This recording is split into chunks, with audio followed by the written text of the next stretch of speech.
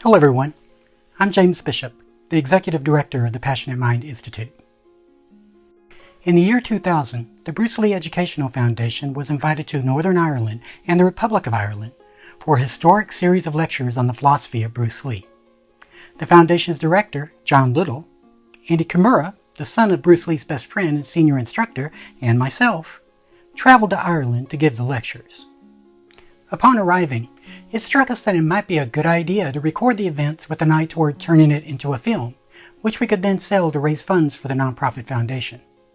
So we used our own camcorders and those of various colleagues in Ireland to document our time there. That planned video was ultimately never realized. Shortly after our event, the Bruce Lee Educational Foundation dissolved. John Little and I moved our efforts over to the Will Durant Foundation, and the film project was shelved. However, I did produce a rough cut of the intended film, but only a few people were ever given a copy of it. In late 2019, I was invited back to Ireland to give a talk on Bruce Lee at Dublin City University. That event was to have taken place in July of 2020, but the talk was postponed due to the coronavirus pandemic. It would have been a perfect way to commemorate the 20th anniversary of our historic lecture series, but it will have to wait. Given the current pandemic situation, I thought I would do something for the admirers of Bruce Lee's philosophy, most of whom are stuck at home, and commemorate the anniversary by producing an updated and completed documentary for release on YouTube. Now I want to talk to you for a moment about the footage you're about to see. The original footage was filmed using analog recording devices and was stored on tapes for 2 decades.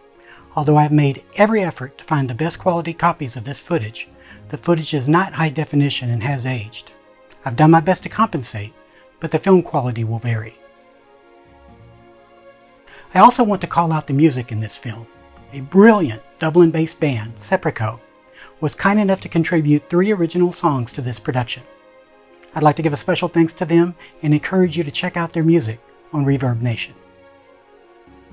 Finally, if you are new to Bruce Lee's philosophy and want to learn more, I recommend reading John Little's The Warrior Within, which is the best book on the subject.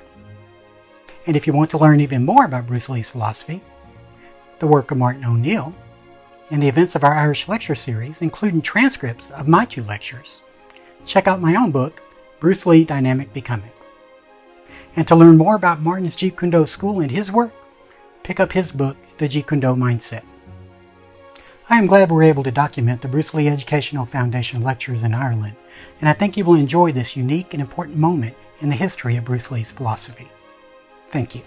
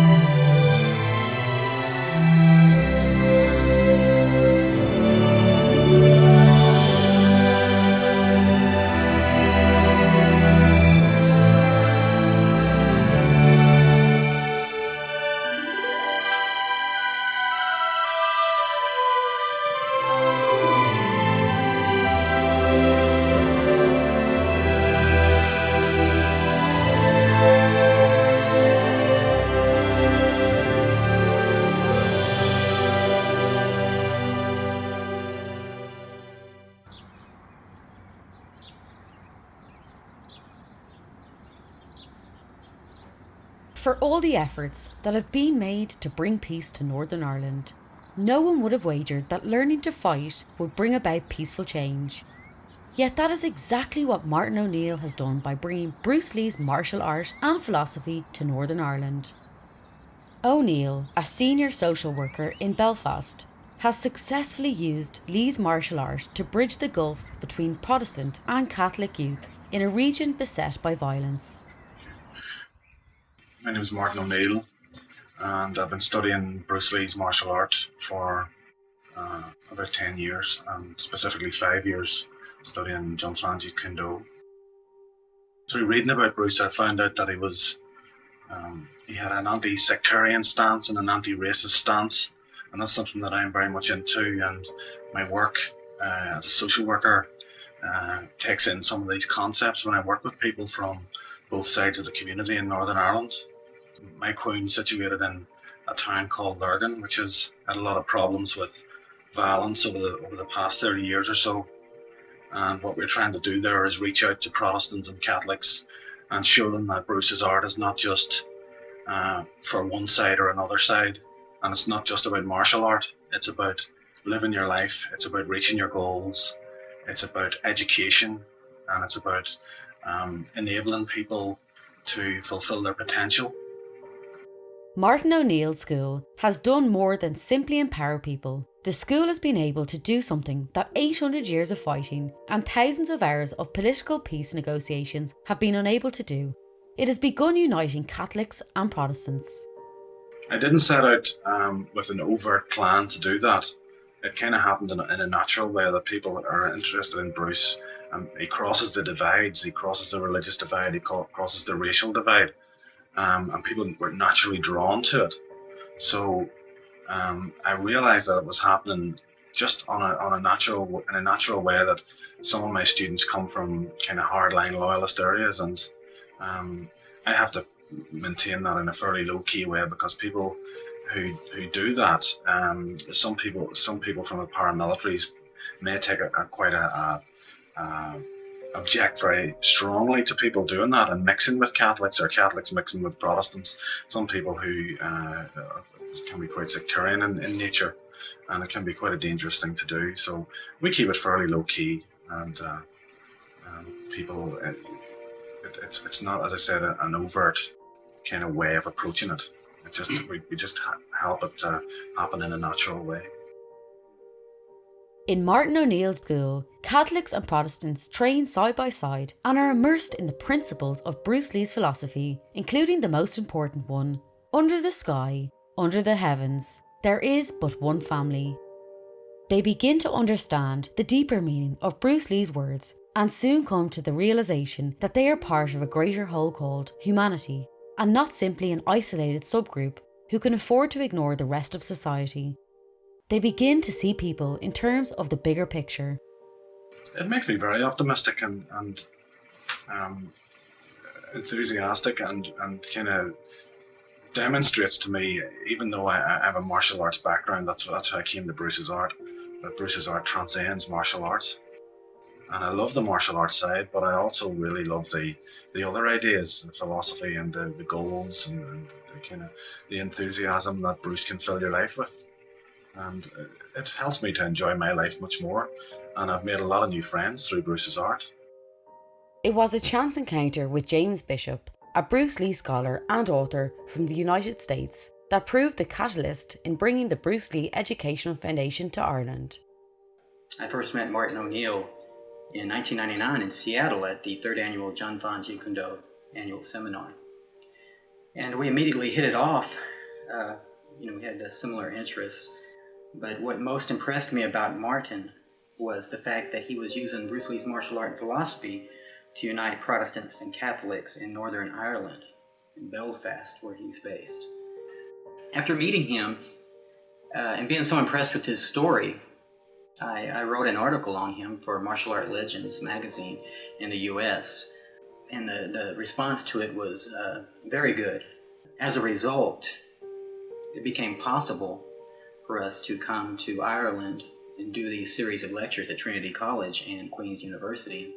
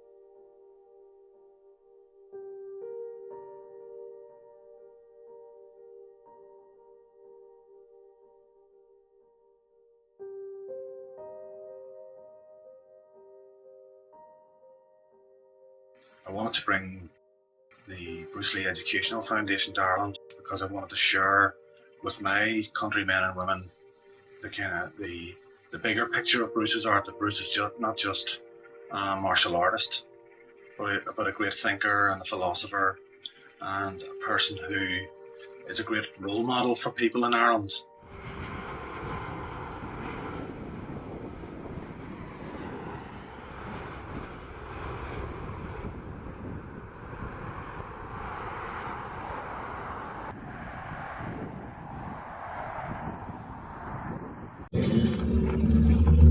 Has it been raining? Cold? It gets a bit cool by this time of year, but not too bad. But Ireland has kind of rains every second day in this country. My name is Andrew Kimura, and we're here in Ireland. We came over by the request of Martin O'Neill, who is doing great things over here as pertaining to Bruce's true legacy. Well, obviously, my father was greatly helped by Bruce's philosophies and his friendship. I do truly feel that the physical aspect of Bruce Lee, the man, the human being, was such a small part of who he was. He was such a deep artist and philosopher and humanitarian. And I think this shows, obviously, in the person that my father is and the things that he's taught me about what Jeet Kune Do is and what Kung Fu means in the greater picture of life.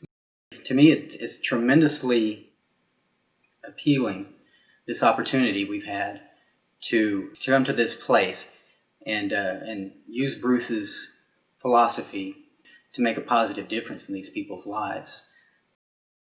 It's no secret that I believe that Bruce's true legacy lies in his thought, that his martial art was but one blossom that sprung forth from his mind, and it was his philosophy that informed all of those blossoms, to use that metaphor.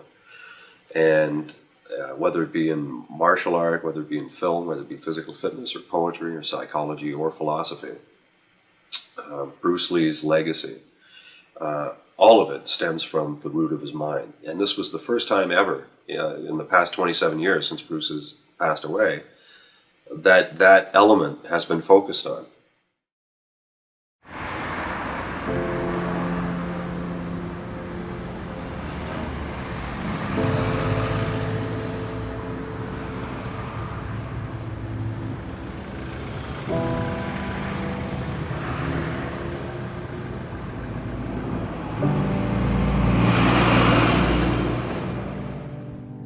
Anyway, I want to introduce James Bishop here, who's fast becoming one of the most prominent writers in the field of Bruce Lee's thought, and with good reason. He has a profound grasp of the depth of Bruce's ideas and what they mean, into a spectrum that extends beyond the martial arts. So James will tell you a bit about why he's here in Ireland. Well, when I first met Martin doing research for my book, I was in Seattle, and he came to the third annual Junfan Jeet Kune Do seminar. And I was very impressed with the story he had to tell me of what he was accomplishing over here, and I recognized that what he was doing was profound and could be a light for other people out there who are looking into the Bruce Lee legacy as far as what can be accomplished, what Bruce's philosophy can bring across to people, non-martial artists and martial artists. And I believe he's accomplished quite a bit. I'm proud to call him a friend. I'm proud to be here with all of you as a person of Irish ancestry and as a fellow appreciator of Bruce Lee and his martial art. This week we'll be discussing his philosophy. He'll be discussing his strength training. Andy will be discussing the martial art side of things, and as well as his father's experience with Bruce. What I'm going to try to drive home this week is two specific things. Bruce's ability to bridge gaps between people, the common denominator of our humanity. Also, I'll be talking about self-actualization from a Bruce Lee perspective, about maximizing your human potential. So, I hope all of you will be able to attend these lectures. Will everybody be going to the lectures? Everybody? Everyone? Okay. Good. So, I hope to see you all there, and we'll be able to discuss these things in more depth. And hopefully you'll come across and come out of it having learned quite a bit. And you really are getting in on the ground floor something that's never been done before. This is we're as excited to be here as hopefully Martin is to have us, because there's never this element of Bruce Lee has never been exposed before to the public, so it's nice to know that the first time it will take place will be in Ireland. This is it. I mean, this is a groundbreaking moment right here. This is the first time that Bruce's philosophy has been formally lectured, taught in a university setting. You did. Yeah, well, we've been trying for years in Idaho to get it done, and we always got stonewalled by the academic community. So I mean, this is history in the making right here, and you're going to be a part of it. You should be proud of that. Mr. Kimura. Hello, how are you all this evening? I guess I'm going to try and fill in the gaps here where these professional guys here. I'm just going to sort of just be the link, the in between you guys here. But talk a little bit about, reiterate like what John said about Bruce's philosophy and sort of expressing yourself honestly without, like Bruce said, without the nationalistic influence of a certain art or certain culture on the way you do your art. Also, just a little bit about the impact that Bruce had on my father and the potential that he found within himself that Bruce helped him find. You know, the light that he turned on inside of himself. It's significant, as James said, and as I pointed out, on a large front, including the fact that Andy typically doesn't go out and do seminars either, but he thought this was significant enough that he wanted to be part of it. And he's one of the top practitioners in Bruce's art in the world, period. So I think it's really special to have him here. You know, his father's considered by many to be the heart of JKD. Yeah. You know, Bruce's legacy here. Including Linda, I would admit. Right. She has called him yeah. literally the heart of JKD. And I think for Andy, he really represents the new generation in much the same way that his father represented the original students. Yeah. So you'll have a very special experience here with Andy. I think I can speak for all of us and say we're very honored to be here. And I'm, as I mentioned off the top, immensely impressed with what you've done. And it's not often, at least hasn't been my experience often, I've seen people that really see the bigger picture of Bruce's art. And that it's not about violence. You know, it's about certainly protecting yourself, but it's also about trying to bring people together. And you're one of the few people I've seen do it, and certainly the only one who's done it in an immensely significant way. Right, the most profound example I've ever seen. Absolutely. I've seen quite a bit. Yeah, when James first told me about it, I was absolutely stunned. I just thought, my God, you know, especially in Ireland, where there's been that tradition of fighting and feuding and sectarianism. To bring people together with Bruce's philosophy is magnificent, and he would be thrilled that someone has done that. You know, because I can hear him almost saying, you know, finally someone gets it. You know, that it's not about style, it's not about divisiveness, it's about unity, and that's what he said. You know, I mean, and styles is simply a synonym for sectarianism. You know, like you said, is they separate man. You know, the idea is not to do that, but to come together in your commonality. And you know, before you're an Irishman, you're a human being. It's kind of important to get in touch with that every once in a while. And you certainly, by your example, have relayed that to your students, and that's a lesson that is some people never learn in a lifetime. You know? And for them to get it already here is certainly worth many times the tuition that such as it may be in any martial arts setting.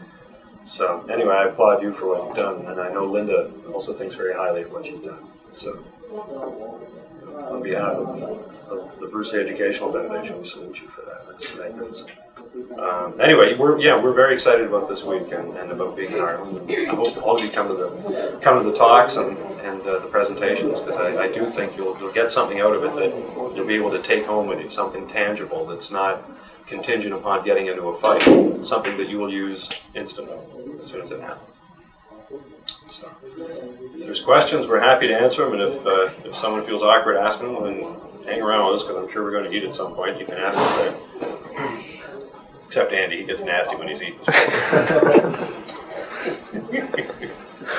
Are there any questions? Anyone have any questions about Bruce or any elements of it? Do you find a lot of resistance in the work you're doing now from other martial arts styles that won't be open to sort of the philosophies?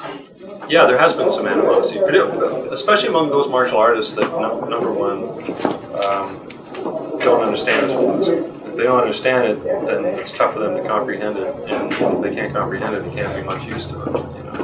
You know? And part of that is the fact I don't know how it is in Europe, but in America, the philosophical aspects of martial arts are not stressed. In fact, there's a real resistance to it at all. Do you find there are some JK people who purport to be JK practitioners who just aren't even in the philosophical side of it? Oh, yeah, certainly. yeah. Certainly. Yeah, but you know, in their defense, some people just aren't philosophical too. But it's rare that you find the right teacher that can teach both. You know, that has that understanding of the philosophy. Chris Kent had a good article that I was really impressed with. Yes. Philosophical. It's sort of like Bruce said, you know, to actualise yourself as opposed to your self-image, yeah? I mean, to me that's a bit of a iffy question, like, because where does one start and one stop? Because are you not, sort of from the minute you're out in the cot or whatever, given an image of yourself through your parents and your circumstances around you? Yeah. So how do you cross that line, and what is beyond that line? Like, what is your real self? How do you go about finding that? I mean, See, now you're on the right path, though, because a Because lot you're of people asking that don't even question, recognize. yeah. Very people often don't even recognize the conditioning that they inherit from their parents or from. I mean, that's exactly what a self is. It's what other people tell you about you. You're good. You're bad. You're this. You're that. You're. Well, that's again where I think labels come in too. You know, you're a son. You're this way. You're an Irishman. You're a Northern Irishman, a Southern Irishman. You're a karate man. You're all these names and labels just serve to divide us from the fact that we're all human beings. And I think you're right. You're asking the right questions. You have to realize from the moment you're born, you see everything through the filter of society, and you're told how to view things and what things mean.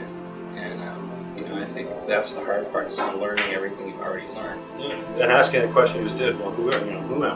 What is the real self? When you do that, yeah. But that's the important thing, because often, you remember Bruce wrote an essay called "Self-Image versus Self-Actualization," and self-image actualization versus self-actualization, and that's just it. It's a discarding process. It's finding out again what are your genuine interests and expressing them. There's a concept in Chinese philosophy called Li, which is more than a lie, which is sort of like a personal expression of Tao, which is, call it whatever you want, Tao, God, whatever your definition you're comfortable with, but it's the ultimate energy that sustains everything in the universe from the Chinese perspective. And the best metaphor I've heard of that is the ocean. Picture that as the energy of the universe. Each wave that comes up and goes out of existence is an individual human being. You come into existence for a time, you have a definite form or shape, and then you go back into the whole again. And that individual wave, the Chinese would call Li, that's the expression of that wave. That's what it is. Now, each human being has a Li, or a personal expression. And the key is finding out what it is. You may have been told when you were young that you should practice the piano, as an example. And the parents really might like to see you be a concert pianist. But that's not you. You know that's not how you would express yourself. And until you ask those internal questions, you're never going to find out what it is that defines you, what your lead is, I would never have considered myself a filmmaker. I would never have considered myself musically inclined apart from a hobby, were it not for Bruce Lee's directive to look in and do stuff and to be passionate about it. And it's like Joseph Campbell said about following your bliss. If you follow your bliss, doors will open, or otherwise there were no doors. But the key is, a lot of people say, why should this guy do what he wants? I'm like, you don't always do what you want in life. Yes, you can. You absolutely can. But the key is, and doing what you want doesn't mean you have to make a ton of money. It doesn't mean you have to, live in a big expensive house or be successful the way it's defined. You're successful if you're doing what you want to do. So many people climb that so-called ladder of success all their lives, only to find out in the autumn years that the ladder's against the wrong wall. The key is to make sure it's what you want to do, and ask the questions. What am I? What am I really interested in? And then to act on those observations. Doesn't it require a lot of character and self-confidence to really be yourself? I mean, say you'd reached a point where you actualised yourself, yeah, and it just don't fit in, like you're definitely a square peg in a round hole. Like, it would take a lot of intestinal fortitude to go out and live your life that way. Well, it doesn't. It's if you feel it's uncomfortable, then you haven't found yourself. The key is, how do you feel? Are you comfortable? Is it true, and is it honest? That's the big thing. And if it is, then you won't feel uncomfortable about it, and you'll be surprised that you won't find a feeling of they're probably going to disapprove of it. Because they kind of have an image of me that way. That's true, an image, but an image is an illusion. It's not reality. So the key is, again, if you're, as Bruce said, if you honestly express yourself, it doesn't matter. That's true. Each one of you has an innate need to self-actualize. How many of you have ever thought about, if I ever get the free time, I'm going to take up a certain hobby, learn to paint, read a book, write a book, do something for yourself. That's the need for self-actualization, and each of you have it to some degree. The question is, do you recognize it? Will you cultivate it? Okay, and that's what we're going to try to get across to you guys. We can't tell you what that is, because it's unique and it's individual for you. You have to come to that knowledge, that gnosis yourself. But you'll know it when you do, and you'll start to feel more liberated as a person. Bruce considered himself an artist of life, and that's a perfect summation of Bruce's life, because he was that. He was an artist in every bit of his personal expression. So the question you have to ask yourself is, Bruce was an artist of life. What am I? As the person I am now. Not in relationship to other people, but just who am I? Once you can start answering that question, you're on your way. Yeah, it may take a while to answer too, but it's worth it. It is. Bruce had self-doubt too. Yeah, absolutely. He absolutely had self-doubt, but he just saw self-doubt as another barrier to be overcome.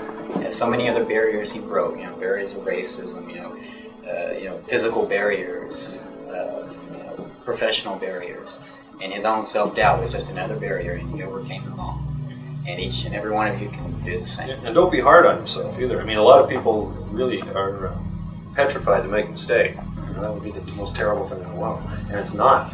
All our knowledge is built on mistakes. That's how we learn. And if you take that viewpoint, like Bruce said, there's no insult in being knocked down. If you can ask yourself, why was I being knocked down? And you learn from it. And it's like water. To use another one of Bruce's analogies. But if you ever watch water, if it comes into the shore, there's little fingers of it that go out and try and seek the gravity to try and go back to the mass. But if they go out and come up against a dead end, they don't sit there and go, "Oh, I'm bad water." That's not a terrible thing. I mean, it'd be neurotic water, damn it, that was it. But what it does is it's like, okay, that's closed, so I'm going to go over here, and it gathers its energy and it flows to the next spot. And that was how Bruce viewed life too, because if he came up against a dead end, be it racism in Hollywood or the doors closing or his back injury, he just gathers his energy and took it somewhere else. When Hollywood said no, he went to Hong Kong. He said, okay, fine, I'll flow over there and come back this way. And he did. And that's the encouraging thing. I mean, everybody falls down, everybody makes mistakes. Life is a journey that, there's no blueprint for it. There's no map other than other people's maps that have gone before. And it's a pretty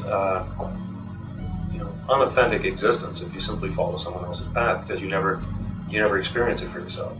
It's one of those things where like Alan Watts said, the purpose of dancing isn't to arrive at some point on the floor.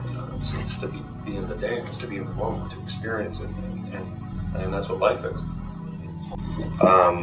If you're just learning moves, like Bruce said in his essay on Jeet Kune Do, one of them, he said, if you're just, machines can do that. You're just filling space with movement, and you can do that. You can learn stop kick, you can learn a buji, you can learn if you want to go back further, you can learn silam tao, you can learn all of these things.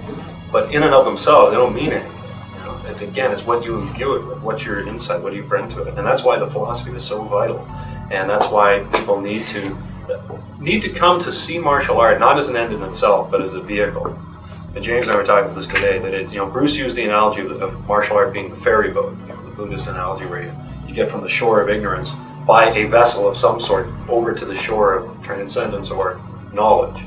And that just happened to be a boat called martial art. But there's a boat leaving every 5 minutes, and they have different names on it. One's painting, one's parenting, one's woodworking, and music, martial art. You have to take one called martial art. If you can look at it and keep your eye on where you're going while you're taking martial art, you'll be fine, and you won't be crystallized. It won't be dogmatic.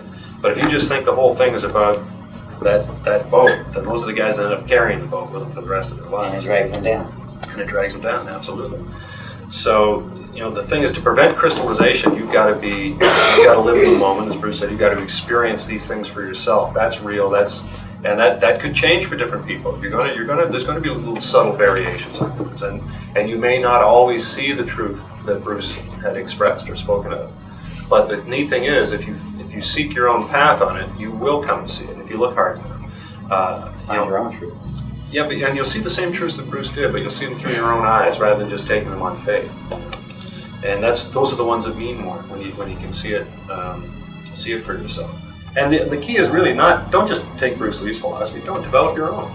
Develop your own. You don't have to agree with all of it, but at least have reasons for the positions that you have that are valid, that are not just simply a refutation based on conditioning. Yeah, or simply an amalgamation of other people's ideas, like just a hodgepodge. I'll take a bit of that, bit of that, bit of that, and that's my philosophy. It's not. That's his philosophy on this issue. That's his philosophy on that issue, and that's his philosophy on that issue. You have, in that instance, have completely divorced yourself from the process. The key is you've got to have those opinions. You've got to know what it means, and you've got to believe them with the very depth of your being. You've got to believe them, and you've got to know why you believe them. And that's why I think it's important. What we're going to do this week is talk about Bruce's philosophy, and try and provide the reasons for the ground level of it, from which everything else blossomed. And if the reasons are valid, then hopefully, if the building process is also valid, then the conclusions will be valid. And if nothing else, maybe that paradigm will help others in forming their own viewpoints and say, okay, I know Bruce believed that, but I don't believe that. I believe this, and now I'm going to test it. I'm going to test the validity of my own belief on that and see if it's worth holding. Oftentimes we hold beliefs simply because we've never thought to question. Doesn't mean they're valid beliefs. We've just never thought to question. So you really wanted Jeet Kune Do to be a key to unlock ourselves? He started through the martial arts and philosophies. So whatever way we come in, we're going to find either the martial art fit or the philosophy. Do you think that's... Well, yeah, what Bruce said, I mean, it's a nice metaphor that you use there, the key, but as Bruce said, it's a mirror, basically, in which to see yourself. And what's really cool is that when you do get that, suddenly all the physical stuff kind of falls away in many respects. You don't need to fight. You don't need, and when you see where there's problems, where the people are fighting, you have no interest going around it, because you realize that is a treadmill, and you never get off of that. And once you're off it, you have no desire to go back to it. And if nothing else, it's a wonderful way to sort of lift you up to a different level of your own existence and your own awareness of what's important in life. You'll see at these lectures, non-martial artists, and they recognize that in Bruce's message. And so what we have tried to do, because Bruce has already sold to the martial artists. I mean, he's been sold to them for 30 years since Enter the Dragon came out, just about 30 years. And so what we have tried to do is open up a new, yet undiscovered country, to paraphrase Shakespeare, Bruce's appeal to people. And what he can offer, not just the martial artist, but the man on the street, the woman in the home, the children on the playground, as far as, bettering themselves and maximizing their potential. So unlocking their key,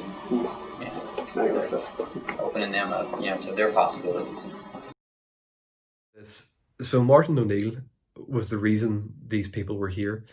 He had been teaching Jeet Kune Do in a shared boxing club in Clonerne, and it was the kind of place that movies are based on. It was properly gritty, it was old school. There's no better place to learn martial arts and to get fit. So these people came over. We had Andy Kimura, John Little, and James Bishop, and they were pretty exotic. We had these people from America that were bringing philosophies of Bruce Lee's, and bearing in mind, apart from the movies, the images and the footage we'd seen of Bruce Lee was in California. It was pretty exotic for us.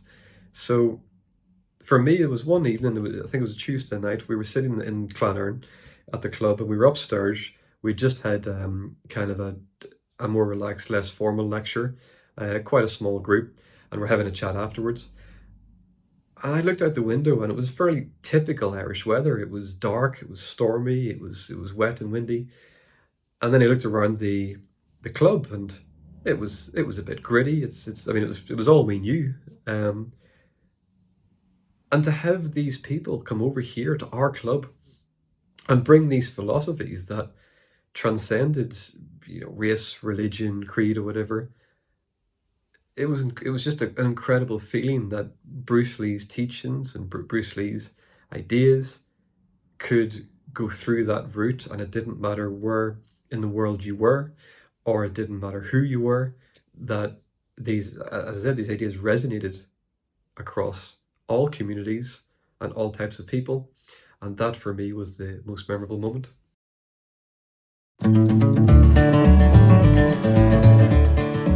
The Junfan Jeet Kune Do Association Ireland are delighted to announce that John Little, director of the Bruce Lee Education Foundation and Bruce Lee's official biographer, will visit Ireland on the week of 25th to 30th September.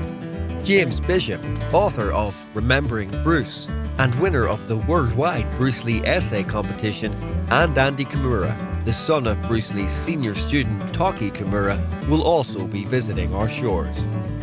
The aims of the Bruce Lee Education Foundation are to promote Bruce Lee's teachings and ensure that people have access to his authentic legacy. John Little, James Bishop and Andy Kimura will be sharing Bruce Lee's ideas on how to get more from life, Bruce's motivation theories and insights into the great man's life and philosophy. Lectures are set for Queen's University Belfast on Tuesday 26th September, room 211 at 7 p.m.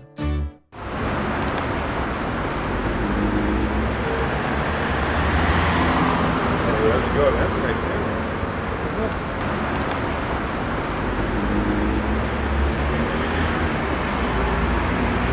There's Andy Kimura beholding his fiefdom. Master of all these events. There's his mall that he owns across the street. Yeah. And if you look down here, where that overpass is, there's the most bombed hotel in all of Europe. And there's the man who's told us that.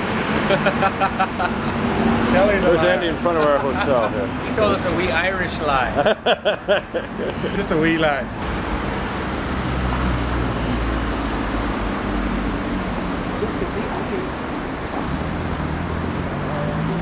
You ever see that movie?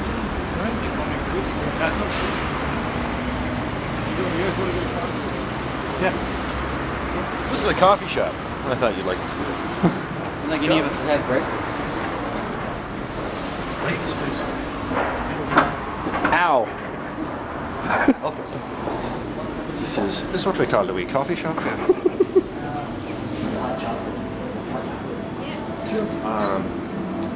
What was that? Oh, can I one of those and give me one of those fruity desserts. Take that and then I'll Yeah. Pardon? What was it you were like with your hot chocolate? Blueberry nut. What would you like to drink? I'll have a coffee, please. Or double espresso. Two meetings or lectures at Queen's University this evening and tomorrow week. If you're a Bruce Lee fan, listen up, because this week it's Bruce Lee Week in Ireland, well, in Dublin and Belfast anyway. You can find out all you always wanted to know about Bruce Lee's teachings, motivation theories, and get an insight also into the great man's life philosophies. How can you do this? Well, the Bruce Lee Educational Foundation, they're in Belfast and Dublin this week. Okay, and then you've got that as you change it. And as it changes too, when we do it, the editor, once I get back and take the disc, we can actually put the real image on. And it's high 8, which is broadcast. Oh, great. My presentation, one. Oh, I see, the three of them, gotcha, okay. Okay, those are mine, this is Andy's, these two are yours. You can just click on them when you're ready to show that. Gotcha. Well, I can hear, then I can just give That's some when we words. need more time. We didn't have the time. Anybody for the Bruce Lee lecture? Okay. We've got somebody. Oh, come round, bunch up this way, and then I have to say once. Okay. Sit wherever you like, but if you're near the camera or you go to the back, there is a trailing wire, and so we don't want any accidents as we start. So if you just be careful as you're sitting down, and make sure you don't trip over any wires. And welcome.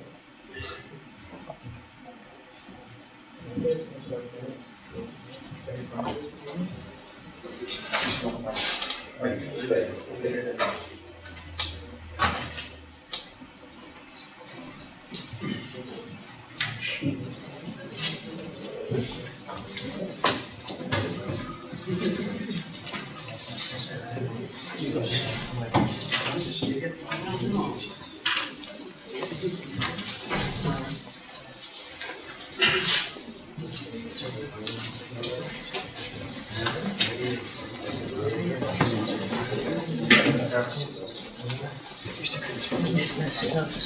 good evening, ladies and gentlemen.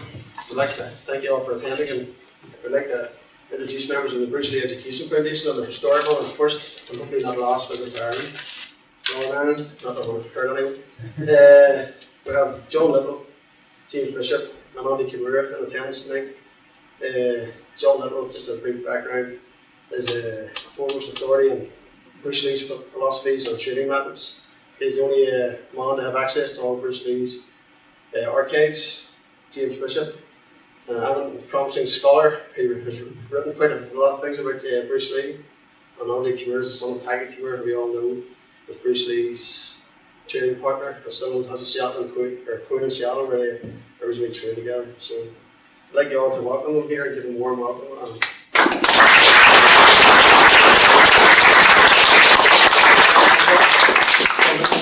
Thank you. Thank you. Well, thank you all for coming tonight. I know the weather wasn't particularly favorable, so we're very happy and honored that you all came out. We're also honored because we're embarking on a bold new path this evening, and that is to take a look at Bruce Lee beyond the realm of merely fighting. Having gone through Bruce's papers, the thing that struck me was that what made Bruce so significant was his mind. And for over 20 years, no one has really known what it was that Bruce Lee wrote about. Nobody knew what the extent of his knowledge was. And why he was successful, I mean, to a phenomenal degree. And it was largely because of the personal philosophy that he came to develop. And we're going to share that with you tonight. At some points, it may get a little technical for those who don't have a philosophical background or philosophy background. But it's not incomprehensible. And it's certainly worthy of your pondering when you leave here tonight. Because the ultimate benefit of this is going to be for your own life. I think you'll be able to look at things in a different way, and perhaps come to understand the world around you in a little different way, and at the very least, understand Bruce Lee a lot better, including, for those of you who are interested in his martial art, how he came to hold the views that he did with regard to martial art, and it might bring those views a little more sharply into focus.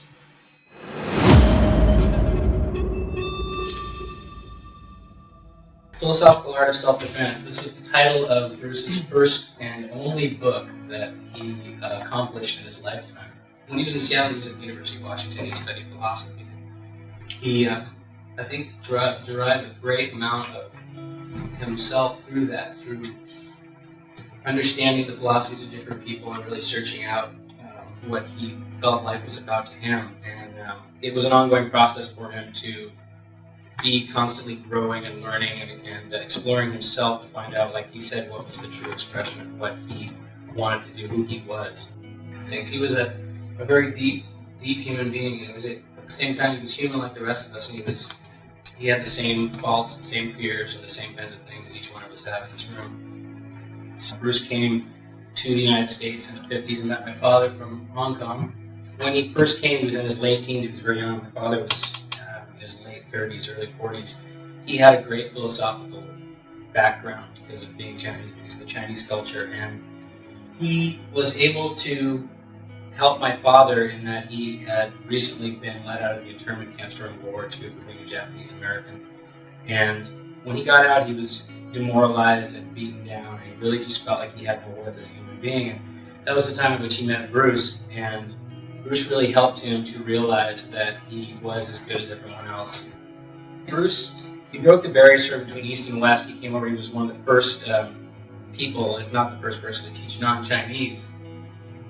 You know, not only did he break with the barriers, but he, like most great people that want to do things their own way, was met with resistance. He was met with resistance directly from the Chinese community once he moved down to Oakland. And they didn't want him to teach any non-Chinese. They said, hey, we don't want you to teach any foreigners because they're going to beat us up, he said. And I'm going to teach whoever I feel I want to teach. If they have a good heart, it doesn't matter if they're black or white or who they are, I'm going to teach them.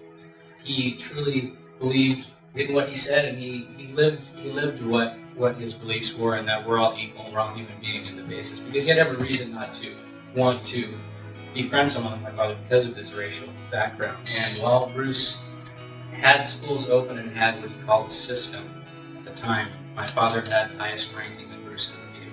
Bruce's ideas and the philosophical underpinnings of the system are evident in his writings and even in his movies. He always tried to slip in a little finger point, philosophical point to it. And unfortunately, his life was cut short, and he wasn't able to really be able to demonstrate to the world what kind of person he really was. And of course, through those movies, through the action films, is what he wanted to use as a vehicle to express himself and to allow other people to understand his feelings about things.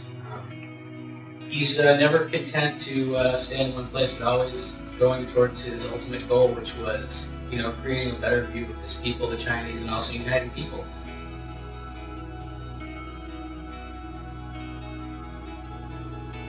Okay, here he's talking a little bit. He's using the analogy, I believe, of the big oak tree that's unyielding, and the comparison between bamboo, which is yielding, and just again, that can be applied to fighting and combat, and it can also be applied to life. You need a barrier in combat or in life. You don't want to butt your head against it. You want to remove it or flow around it, really. And that's the thing. Is again, like you said, be like water. Adapt to the situation and harmonize with things. You can go through life and you can be angry by things and fight things, but the reality of the situation is that the system and that we all live under, the society we live in, is larger than our individual self. And so in a way, we have to harmonize with that. Within that harmony, you find your individuality and seek your own path, like he did. He again was not some kind of person we can look at and say, well, God, Bruce Lee could do it, but I couldn't. I mean, he was there to remind us all constantly that, as he did my father, that you're as good as everyone else, you're no better, you're just as good, and you have that within yourself to accomplish whatever it is that you feel you want to in your life.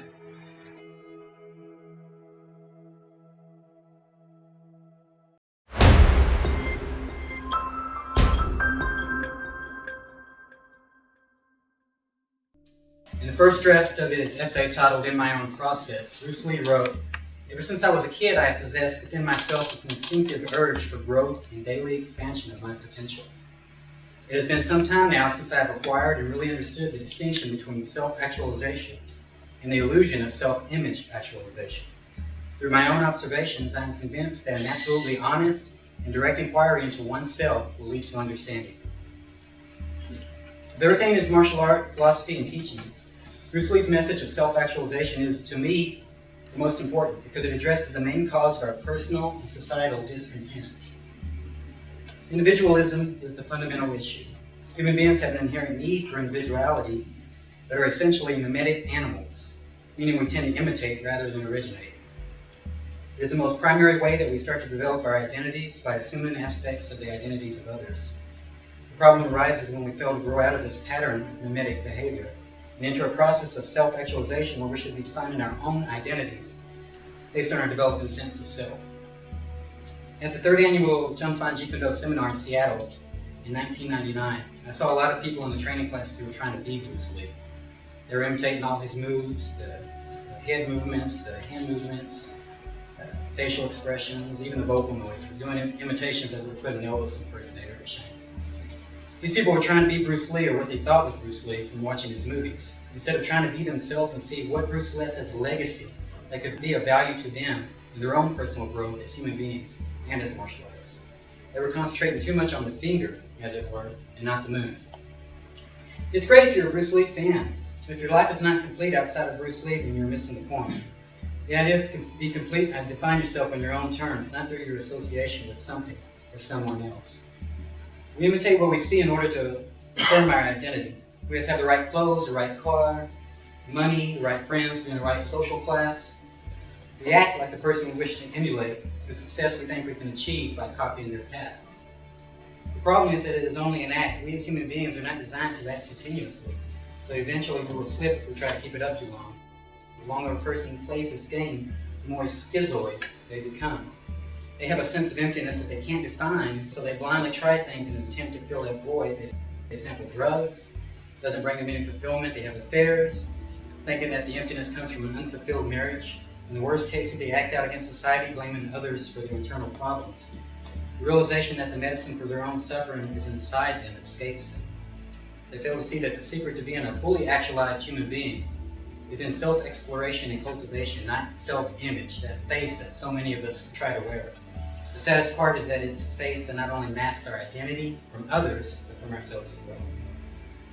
Society seems to thwart our efforts at individualism at every level. In modern life, there is no encouragement for self-mastery. We have a culture that obstructs higher functions, but also obstructs the formation of the will.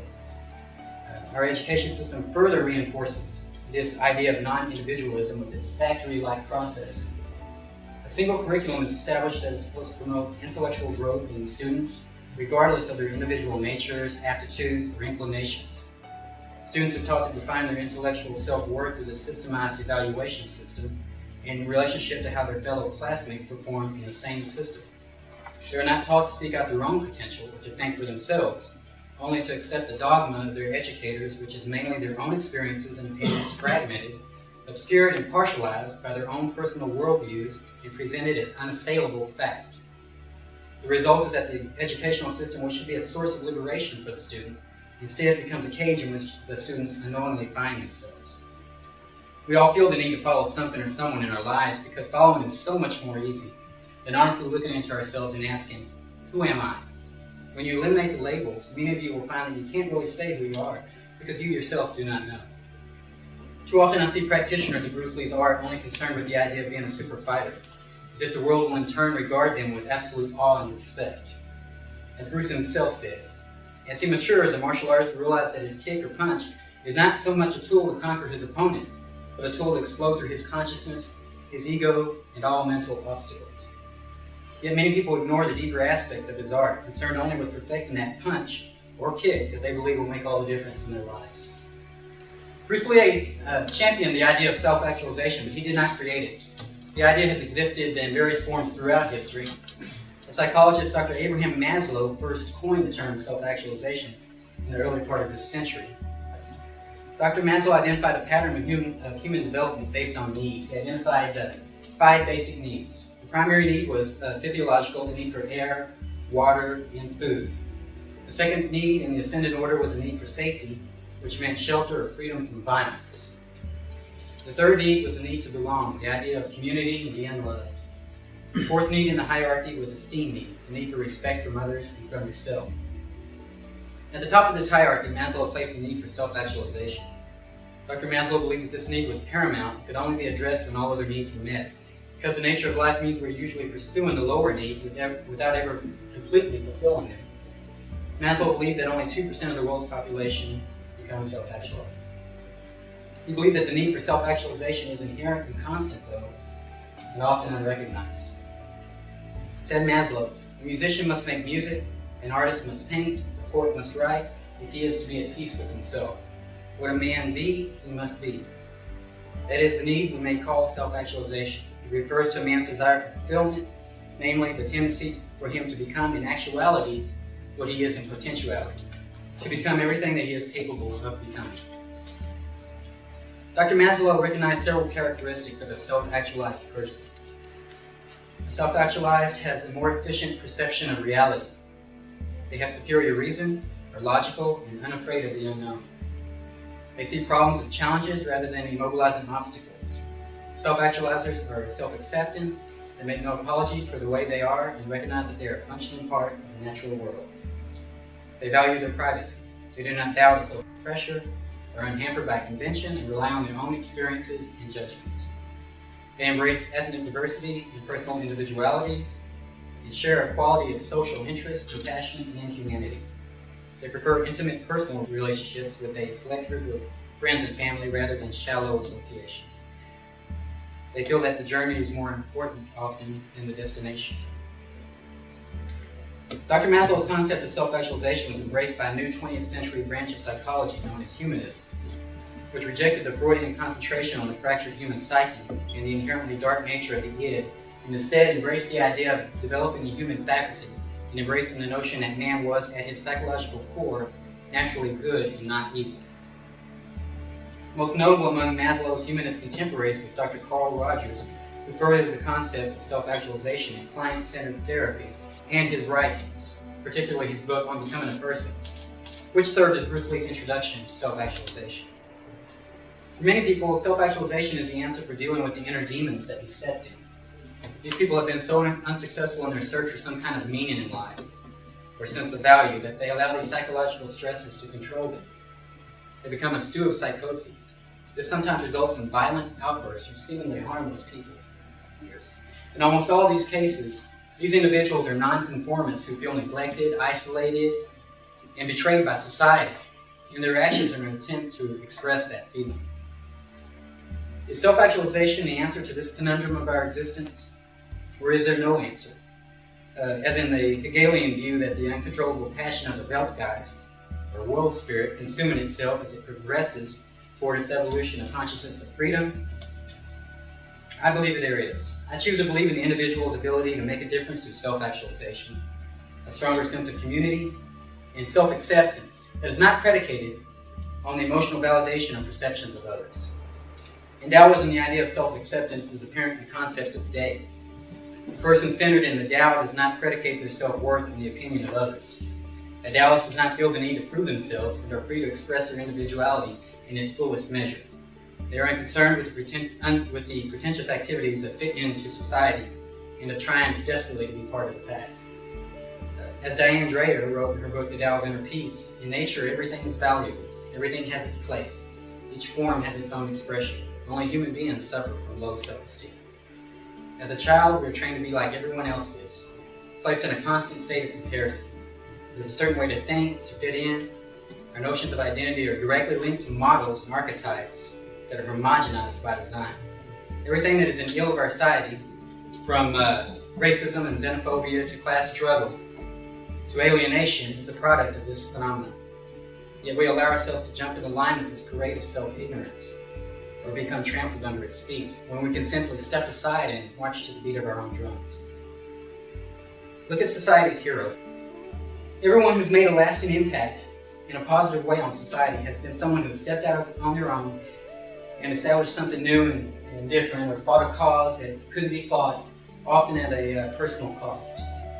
They are remembered today for their achievements because they cast off the restriction of conventionalism and define themselves in their own unique way. To be self-actualized means to hear that silent flute that calls the soul within us. Too many people are deaf to the call of their own flutes, never realizing that music is within them. Said Bruce Lee, my personal message to people is that I hope they will go towards self-actualization rather than self-image actualization. I hope that they will search within themselves for honest self-expression.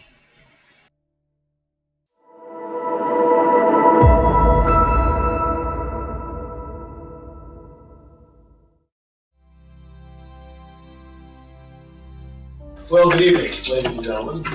My talk tonight is going to be an introduction to the philosophy of Bruce Lee. Andy gave you a wonderful overview and pointed out the fact that Bruce Lee was much more than a martial artist, and any success he achieved as a martial artist was a result of the philosophy that he possessed. I think James made a wonderful picture of the fact that Bruce Lee was his own person. He didn't follow groups, didn't follow herds. He sought to seek out his own path in life, and his success is an example of the validity of that approach.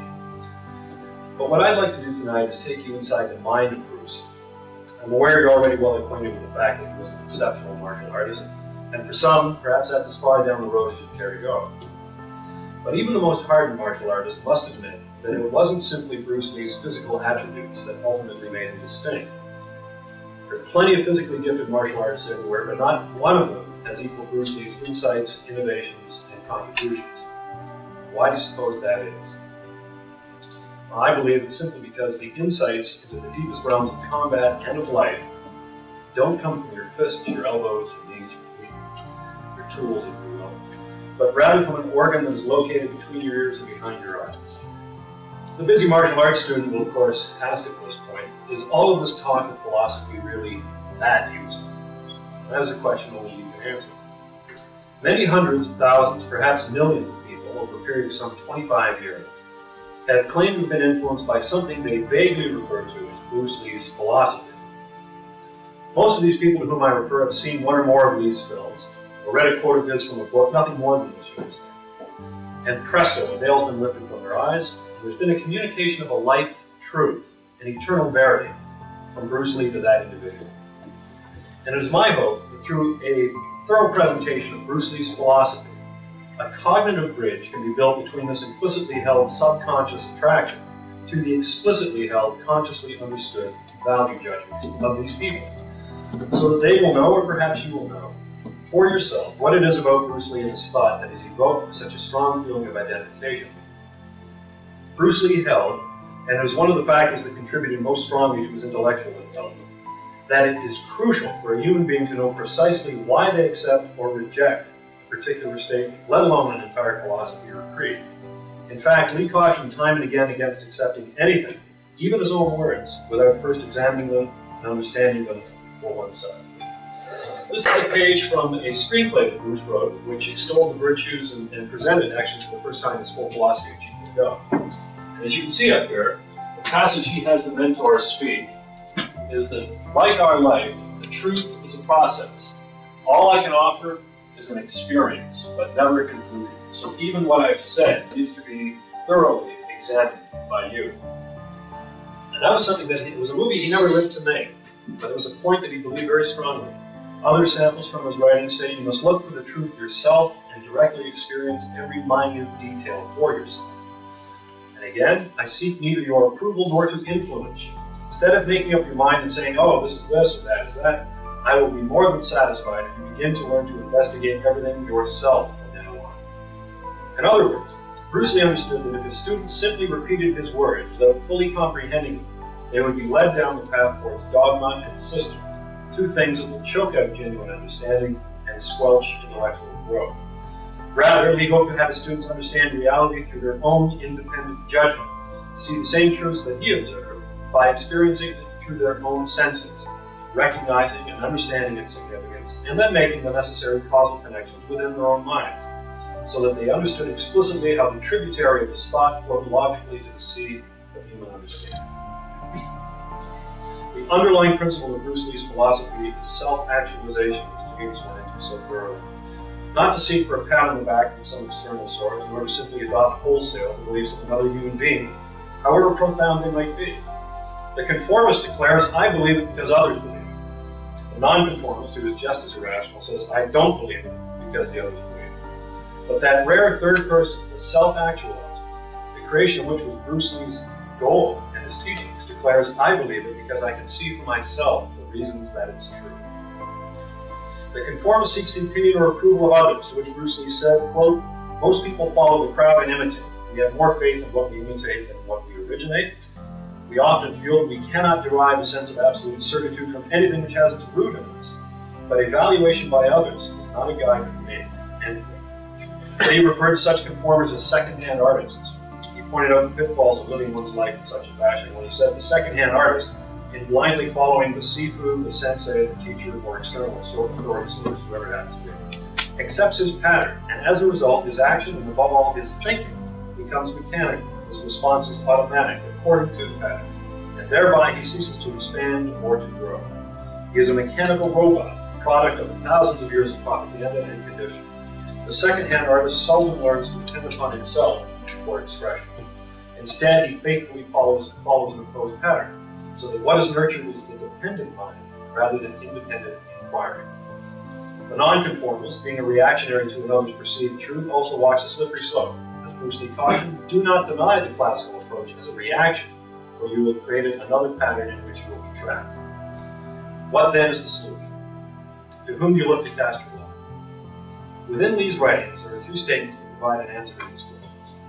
Where he said, when I look around, I always learn something, and that is to be always yourself, and to express yourself, to have faith in yourself. Do not go out and look for a successful personality and duplicate it, which he added, which seems to be the prevalent thing happening in Hong Kong when we live there. They always copy mannerisms, but they never start from the very root of their being, which is, how can I be me? The individual is of first importance, not the system. Remember that man created method, and not that method created man. And do not strain yourself into twisting into someone's preconceived pattern, which unquestionably would be appropriate for him, and not necessarily for you. You see, ultimately, all type of knowledge ultimately means self-knowledge. You must look for the truth yourself and directly experience every minute detail for yourself. You must then look to yourself. You must come to trust your own judgment, and in Bruce Lee's words, you must have faith in yourself. Most martial artists, most people, for that matter, never consider looking to themselves for the simple reason reason that they are afraid to stand out as an individual who is not only willing to think on his own, but who refuses to do otherwise. Bruce Lee obviously was not such an individual.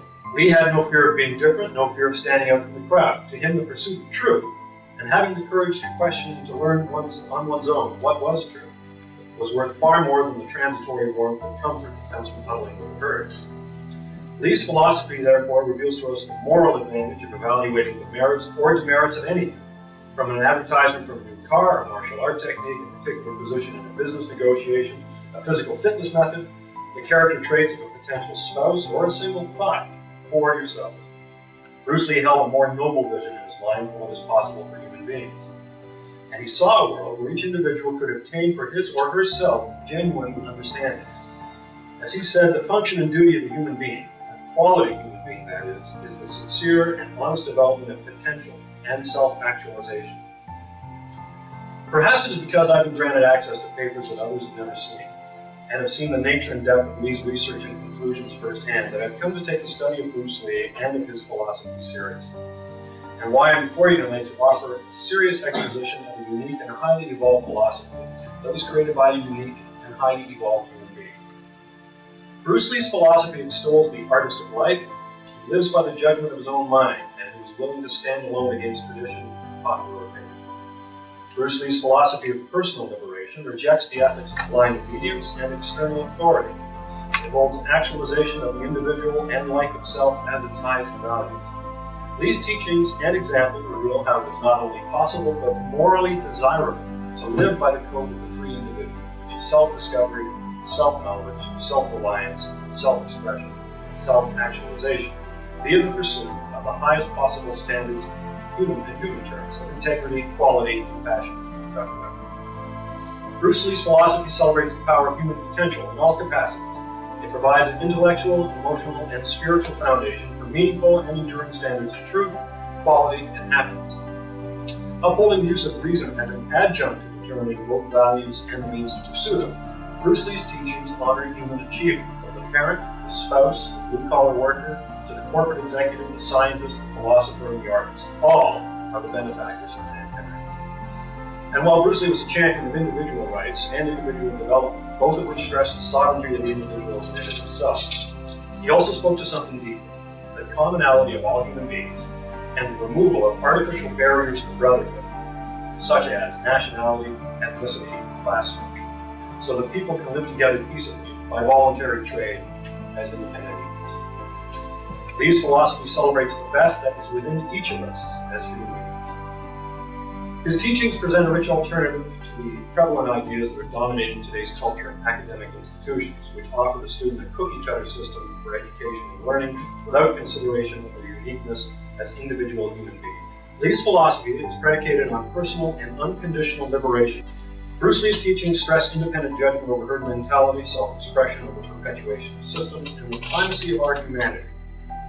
My goal tonight is to introduce you to a vision of Bruce Lee, a new vision, and to explain how these aforementioned facets of Bruce Lee, the more immediately tangible ones, are simply the effects of a specific cause, and that cause is Lee's personal philosophy. To digress for a moment, I'd like to share with you the fact that I've encountered those who have tried to dissuade me in my task of presenting Lee's considerable philosophic achievements through public writings and lectures such as this. They've told me nobody cares about Bruce Lee's thought, they only want to hear about his fighting. People won't understand you. To the first charge, I respond that I feel sorry for those who look at Bruce Lee and only see a man who devised a better way to punch somebody in the mouth. To the second, I'm reminded of the story that Linda Lee Cadwell once related about the Buddha. She said, "There's a legend about Buddha that when he preached his message on the extinguishing of selfishness and hatred through the conquest of the ego, the devil appeared to him and said, 'You have penetrated through to the secret of life, but if you preach this truth to others, they will not understand you.' The Buddha replied, 'There will be some who will understand.'" It is my hope in presenting this brief introduction to the philosophy of Bruce Lee that there will also be some who will understand and benefit among its students. You know, one of the most memorable things for me taken away from it was about the self-image actualization against self-actualization, you know, and how to apply that to your life. And that's something even that now, today, that I would still carry with me and I would still practice.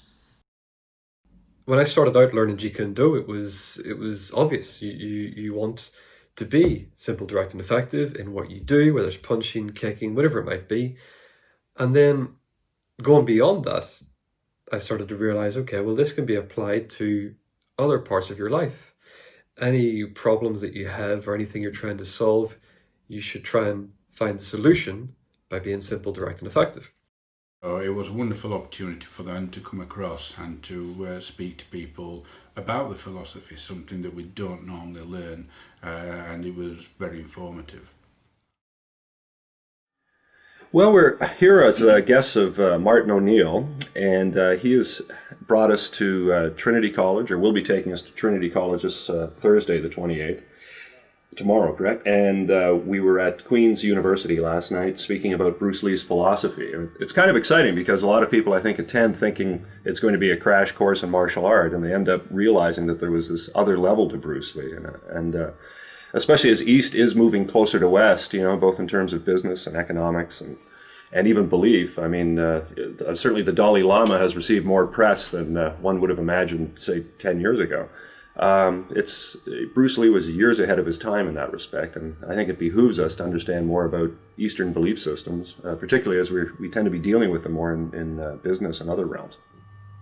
Okay, so we're talking philosophy and sociology and martial arts, science and physical fitness. Now, I had a look at some of this stuff earlier on, and I came to the conclusion that if there is an encapsulation of what Bruce Lee is on about, then it would be something like this, and correct me if I'm wrong. We're not talking here about self-actualization. Sorry, we are talking about self-actualization, but we're not talking about is self-image actualization, and that's where people get confused. Yeah, very good. It's also one of the points that few people truly grasp about Bruce Lee, that his whole philosophy was predicated on developing yourself to your full potential, no matter what it happened to be, which is self-actualization. Bruce Lee is very interesting in that respect because he speaks to you as an individual. He doesn't have a doctrine or a dogma that one must follow. He really encourages you to bring out the best in yourself and to find out what that is. What is it? Is it in music? Is it in art? Painting, for example? Is it in broadcasting? And if you have that, to cultivate that talent to the fullest extent of your ability. And he developed his, and he happened to blossom in areas such as film and directing and martial art. But his recommendation to others is to become what you are, rather than become what I tell you to do. Okay, the Bruce Lee Educational Foundation. In a nutshell, what's that about? The Bruce Lee Educational Foundation is a group of first and second generation students that came together under the auspices of Bruce Lee's widow and his daughter Shannon to perpetuate and to preserve his legacy in all of the different fields that Bruce Lee was accomplished in. Right. Now, the Bruce himself married an American. He was very much pro-American because he felt that the U.S. places value on its citizens, if you like. Yeah, Bruce was really sort of viewed himself as a citizen of the world. He wouldn't restrict himself to just America, but he did like the liberty that America had to sort of allow an individual the chance to pursue their own path in life. He said that he viewed himself as a human being, first and foremost. He refused to draw lines of ethnicity or nationality when he came to describe himself. And to me, I think that's a very healthy viewpoint. Yeah. I just wanted to give you some kind of definition of sectarianism, because it may not be a term that you'd be familiar with. One definition is that in the context of Northern Ireland, it's discrimination arising from political or religious prejudice, leading to relationships of distrust between the two major political parties or political or religious communities. Sectarianism is not just a matter of economic, social or political consideration, nor is it simply a question of personal attitudes or behaviour. It is a historical and cultural phenomenon arising out of political and religious differences and perpetuated by group and self-interest. So it's much wider than just religious differences in Northern Ireland, and it's been used by both Protestants and Catholics to defend or assert their cultural and national identity and to promote social and economic advantage.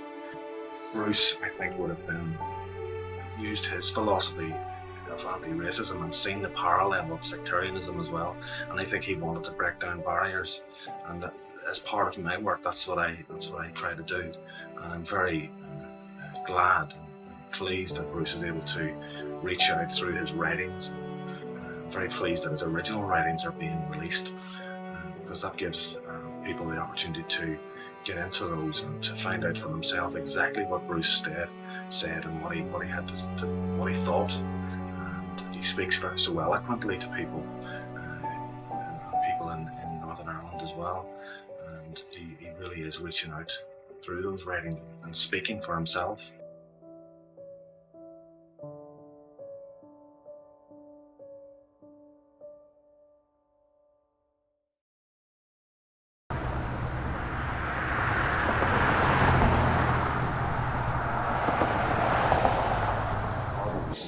Yeah, well, you're now standing in the New Lodge Road in North Belfast, and which has been at the forefront of what's commonly known as the Troubles, but local people would know it as a war. There would be a lot of ex-political prisoners in the area. There were about 450 in the Greater New Lodge. 1 square mile of where you're standing, there was 632 civilians killed. That's not counting what military and policemen. The first British soldier in these current Troubles was killed 100 yards away. See, in America and also in Canada, not everyone is aware of the problem that has arisen. So was that divided mainly along political lines then, or mainly along religious lines? Well, a mixture of both. It's moved into both. So it's a historical thing. A lot of people are moving away from it on the nationalist side and saying, as an equality, human rights struggle, rather than a political or religious struggle. But that's a slow-moving thing. Ultimately, it is a human rights struggle, isn't it? Yeah, well, I mean, it's all. But I mean, a lot of people have beliefs, but anybody can have beliefs, but you shouldn't be killing each other because of your beliefs. It's easy for the powers to be to sit around and make the decisions and talk. And talk peace and progress, but it's harder for the people that have actually been affected by these years. And again, you see, I mean, this whole conflict came from inner city areas. Right. So unless you go, it's like having a pain in your head and getting somebody to bandage up your ankle. Unless you go to a nitty gritty, where it happened and try and solve it there. You're never going to solve it from places where it didn't happen. I got from what you were saying that there has been progress more when people look more to the root of their own humanity in that respect and try to come together and yeah, well, I suppose the thing where we're working together across communities is always on social issues, such as poverty, bad housing, bad health, lack of educational attainment, youth is a big problem. People return to education, lifelong learning. I mean, them sort of things bring people together. Well, I like some of the things you pointed out. What can we do to help help this project? So a lot of it's down to resources. A lot of it's down to, and I don't think it's so much a lack of resources. I think it's misdirected resources. I think there's a lot of organisations which have a remit to work here, which aren't here on the periphery. Well, it seems like your principles are very much in line with what we're talking about, in terms of trying to encourage people to find their own interests, pursue their own interests, and have the courage to pursue their own interests. Yeah. How did you find your ability to deliver that message of basically trying to get people to put aside ideology and focus more on the social or human issues? I wouldn't say it's done yet, because there are people, don't get me wrong, there are people who are totally against working that way. But I think it's a matter of just keeping at it. Yeah. And keep doing it, and keep that your ethos in anything you do. How do you see, again, you say you have your plans and everything else. What is the plan to continue the unification process of these people of such disparate I think it's definitely at a state level. I think you start and you work very slowly. I think, children. Yeah. We give children a prejudice. They don't suddenly are born and have prejudice. And I think we do. We need to look at that. We need to look at the things we say. Without even thinking about it. Yeah. Kids pick up on it. We need to lolook at young people. As Bruce said, a good teacher protects a student from his own influence. Well, that's I never heard, but I know that. That you do say things that people pick up on it and stuff, as well as stuff.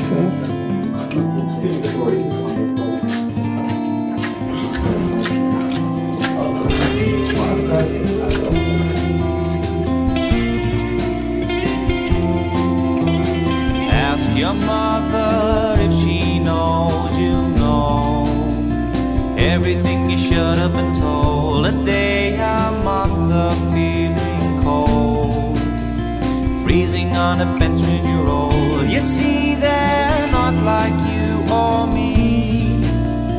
Everything you had, it came free from the health board or the street, avoiding everyone that you meet,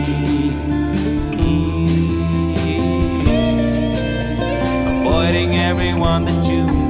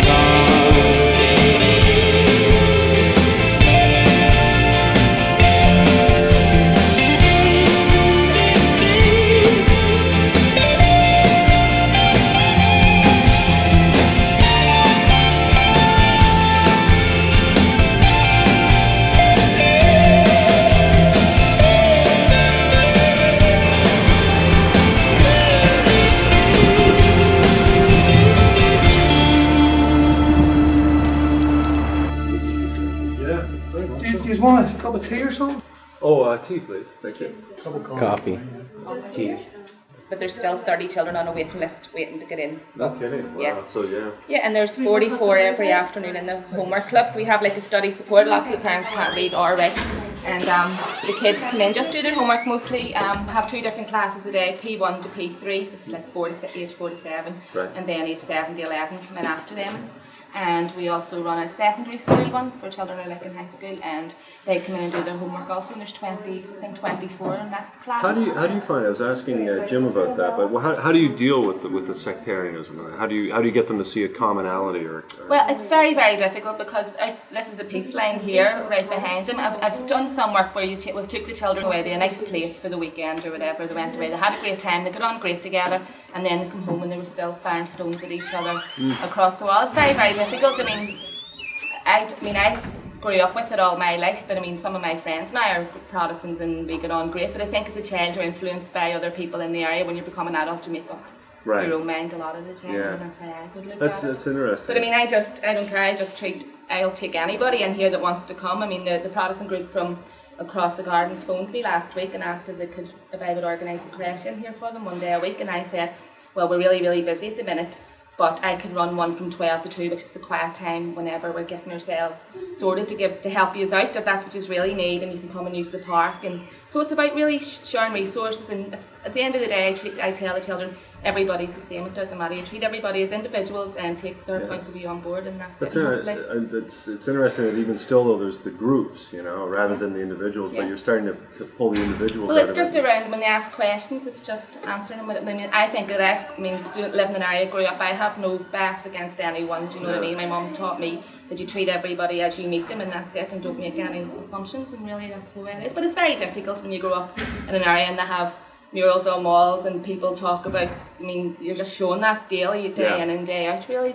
Joe Doherty here mentioned there was a mural of him, and immediately it got out that one thing Joe wanted to do was paint over it, and he actually painted over a motif of Belfast. Of the New Lodge years ago. Of the New Lodge and stuff years ago. So there is no really military political sort of stroke and that's murals changed within in the the New last Lodge. in the last how long, Jim? And last the murals are talking about are all murals about education, traffic calming, social issues. Could we not put one up of every of all the kids' sort of stars, whether it be pop stars? We're talking about that a montage of of who the kids look up to. For Bruce. Yeah, that would Well, be I'm Under sure the there would Stars be. as I mean, one yeah, family. that would be wonderful, that would be a great one. I mean, if we could. Well, he has a wonderful statement. We would love to do that one. Yeah. 2 coffees. Yeah, well, that would be one. He has a wonderful statement that we had on video that he made, where he said, "Under the stars, there's but one family," and I think that speaks to exactly what you're saying. Yeah. Well, this, was one of the reasons we were very excited about coming here, because we were very impressed with how. I mean, all we heard about it was about Martin's work, and Martin had brought Protestants and Catholics together in his work with Bruce's philosophy, and we thought, well, if you can do that in Ireland, my God, that's worth taking a look at. So we wanted to come over and see sort of what was going on and how it was, and he introduced us to Jim today. So we're very impressed with the work. The project in Belfast was particularly interesting in that it's situated on the peace line in Belfast, the peace line between Protestants and Catholics in a very deprived area. And the Ashton Centre and the Star Youth Project work with both sides of the community and enable people to maintain contact, which they wouldn't otherwise be able to do.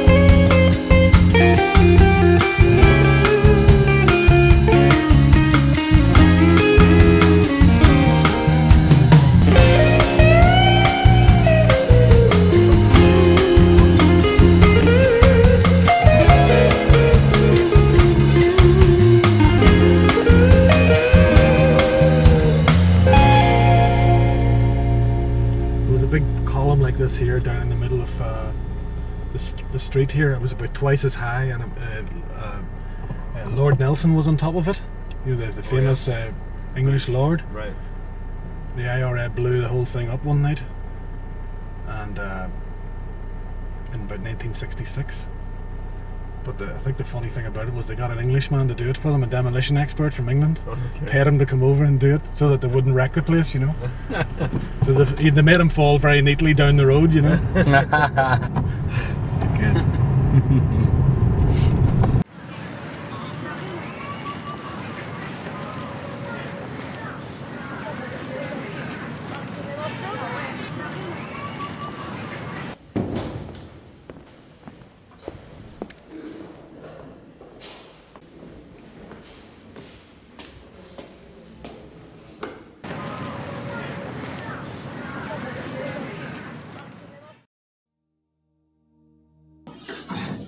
Well, good evening, folks, and thank you very much for coming out tonight.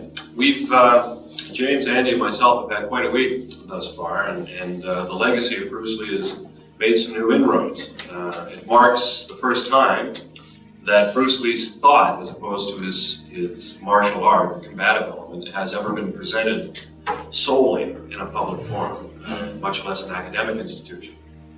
And we're very proud of it. And before I left, Linda Lee Cadwell, Bruce's widow, had asked me to extend a gracious hello to you folks and to thank you very much for coming out to support the more human aspect of her husband rather than the legendary component. I'd like to say a little bit about the Bruce Lee Educational Foundation, which was started truly about 4 years ago, but by name only approximately 12 months ago. It was founded on the premise that Bruce Lee was much more than a fighter. Unfortunately, throughout history, people who've been classified solely as fighters have fallen from the scene quite quickly, because if all you can teach is combat and violence, you really have nothing much to say to the world. Fortunately, with Bruce Lee, we have found in his archive that the ratio of combative elements or papers to the philosophical or life-enhancing papers pales. That's a ratio of about 8 to 2, in fact, of philosophy to martial art. And in fact, the very reason that he became so talented in martial art and became so popular in film had little to do with his physical prowess, believe it or not, because since Bruce Lee's time, even before his time, there have been plenty of people who are very skilled physically. They can do all sorts of impressive things. But Bruce Lee had a depth and substance to him, which we hope to relate to you here tonight, to at least some extent. So we'd like to sort of take you in 3 different directions tonight. First of which will be featuring Andy Kimura, who I'll introduce in a minute, who will tell you a bit about Bruce's history, particularly when he first came to America and as he settled in Seattle, and what his goals and objectives were, and more importantly, what his philosophy was at that time, that allowed him to cope in a new country and different mores and a different culture.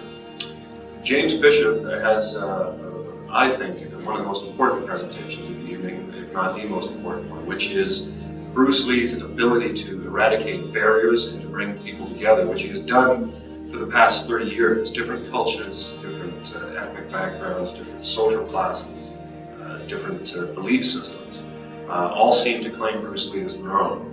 And I think there's a reason for that, which James will go into. I'd like to talk a bit about, in closing, when it is my turn, about Bruce Lee's personal philosophy and how he used it to overcome adversity in his life. Up first will be Andy Kimura. Now, Andy enjoys a wonderful reputation as being the son of Taki Kimura, pictured above, to the left, who was not only Bruce Lee's highest ranked student in his martial art, but was also his best friend and the best man at his wedding. Knew Bruce Lee, with the possible exception of his wife Linda, better than anyone else in the world. And Bruce Lee chose Taki to represent his art, and thus him, in America, for many reasons, but most important of which was he understood that Taki saw that martial art was not just about fighting, it was a higher principle to it. I would like to introduce Andrew Kimura, Taki's son, who I mentioned, who is also a certified instructor in Bruce's art, and having been given that honor by no less an authority than his father, Bruce's highest ranking student. So, if you would, please put your hands together for Andrew Kimura.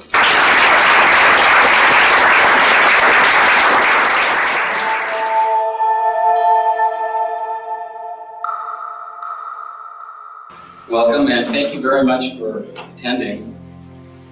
I'm going to start a little bit, as John said, and give you a little historical overview of my point of view and the things that I understand about Bruce and a little bit of the history behind his relationship with my father's life.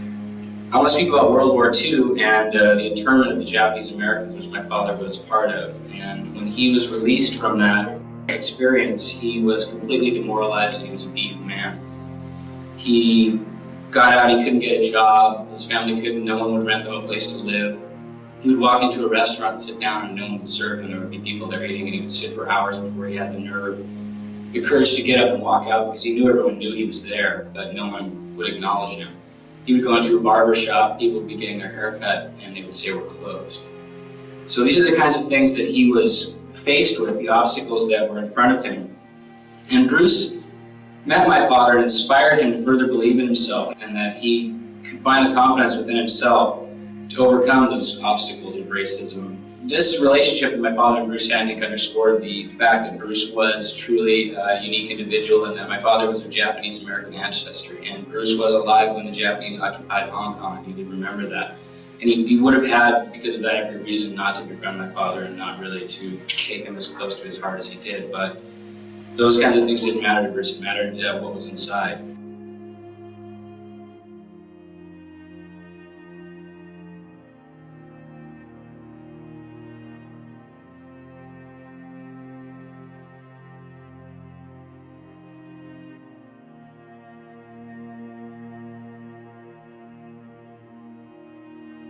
He came up against this barrier and they basically told him, if you want to teach foreigners, you're going to have to fight our chosen champion or whatever. And so he agreed that they would do that, and this did happen. And he won, and through winning this fight with this Chinese martial artist, he was thus won the right for himself to do what he wanted, and he was left alone by the Chinese community.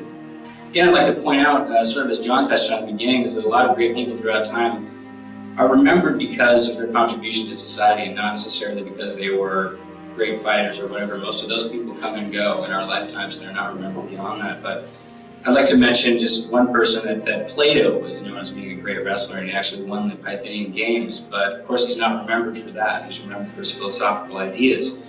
And that's much the way I believe Bruce should be remembered, not just as a martial artist, but as a philosopher, a thinker, and most importantly as a human being. That he had these same frailties and fears and insecurities as we all in this room right now sitting here have, and that he overcame them and he came to face them. You know, constantly around where Bruce is buried in Seattle, people come from around the world, and most of them are not martial artists, but they're all seeking something in themselves or something that they see in Bruce that's inspired them to get out of whatever depths they've gotten themselves into. We've met people from all different walks of life. Sometimes people are just there because, you know, they want to get a piece of, you know, the movie star or whatever. But a lot of people that we've met there are people that, again, like my father, much so, you know, have somehow in their life got to a point where they were just in despair and hopelessness, and they picked up a magazine of Bruce in the gutter somewhere, and they just looked at it and they read a small article, and there was something there that they saw in Bruce, something beyond the physical that attracted them to him, that made them think that maybe there was something more to life and something more to this man that they could learn from that could help them. That's in my opinion how Bruce should be remembered, because he was so much more than just a physical person, so much more than, as he said, you know, the movie star, the illusion. You know, he wanted to be remembered as a human being. He was a deep human being, and that is our mission here today. And I'm really glad to see all the people that are interested in something just beyond learning to punch someone, because that is such a small part of life. Again, I would like to defer to my colleagues here and let them take over and give you a greater overview of what Bruce was about and his philosophies. And thank you very much for your time and for your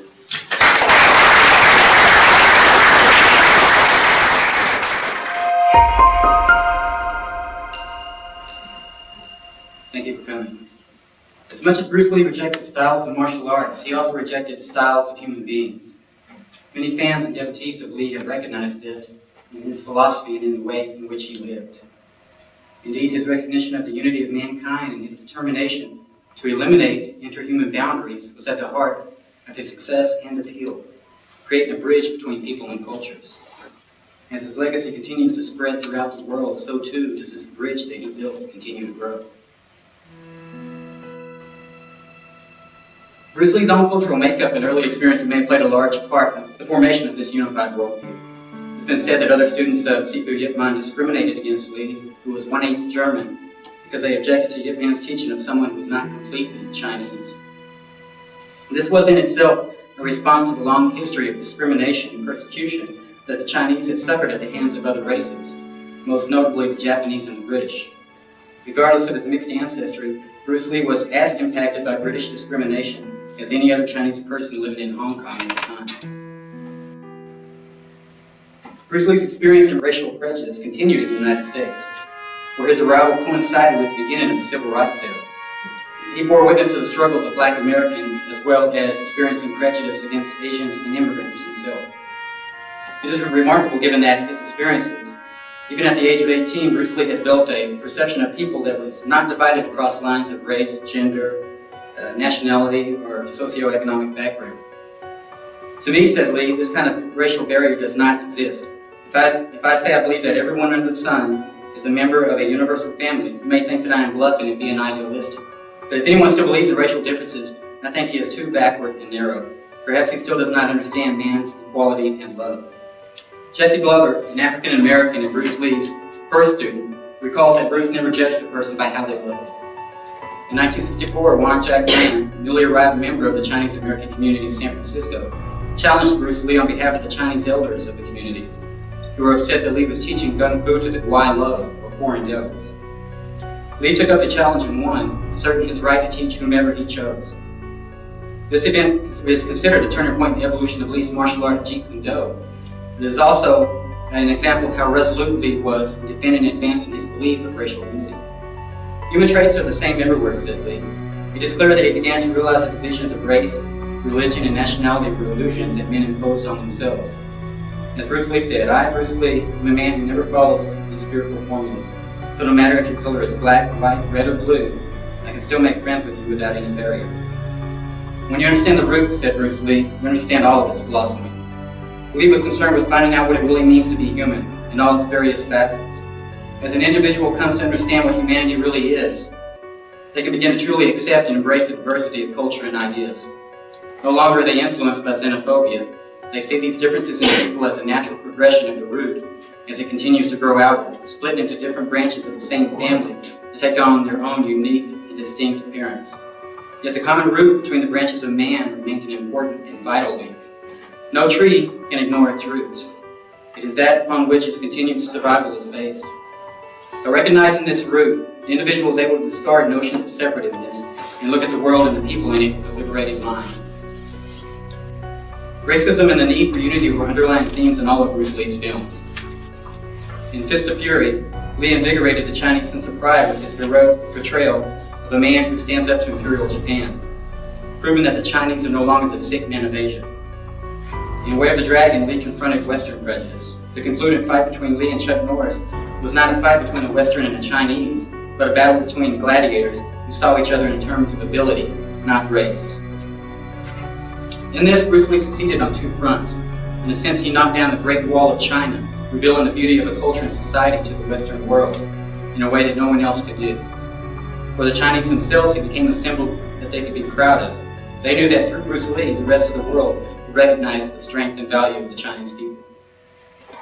Bruce Lee has continued to inspire people along this path long after his passed on. There are new generations of people who embrace the tenets of his philosophy of racial unity. It is one of the primary lessons that his many fans worldwide absorb from his movies, his writings, and his martial art. When asked whether he considered himself Chinese or American, Bruce Lee responded, "You know how I like to think of myself? As a human being. Under the sky, under the heavens, there is but one family." This statement is a continuation of his premise that there is no such thing as an effective segment of a totality. It is an idea that echoes the words of many noted advocates of racial unity, including Abraham Lincoln and Martin Luther King Jr. Completeness is an absence of the conscious mind striving to divide that which is indivisible, said Lee. For once the completeness of things is taken apart, it is no longer complete. One of the most profound examples of Bruce Lee's impact on cultural relations was in Belfast, Northern Ireland, where Martin O'Neill, our host, a Jeet Kune Do instructor and senior social worker, is using Bruce Lee's philosophy to bridge the gulf between Protestants and Catholics. In Northern Ireland, said Martin, people live separate lives and a separate existence. But I think that Bruce's art gives us an opportunity to bring people together because his art transcends color or creed. It gives people an opportunity to come together and train and build friendships. That's what's important, I think. Here in my school, they come together and through the example of Bruce Lee, discover that they have much more in common than they have in differences. Wrote Bruce Lee, when the older generation says no to something, they strongly disapprove of it. If they say that something is wrong, they also believe that it is wrong. They seldom use their mind to find out the truth and seldom express sincerely their real feeling. In fact, tradition is nothing but a formula laid down by experience. As we progress and time changes, it is necessary to reform this formula. For example, some people fight against each other because they believe in different religions. Actually, if they think of it more, they will not fight for such a foolish cause. This is a key component of Bruce Lee's philosophy, encapsulated in his statement that to be is to be related. Man cannot exist without his fellow man. Or as the poet and philosopher John Donne said so eloquently, no man is an island entire of himself. Every man is a piece of a continent. It is important to see the full picture of Bruce Lee's legacy. What is ultimately valuable about the memory of Bruce Lee is not his fantastic kicks and punches, but his abiding love of his fellow man and his ability to convey that to others. We must use Bruce's example as a starting point to examine our own experiences and conceptions, to grow beyond the stagnant places we find ourselves. Thank you very much.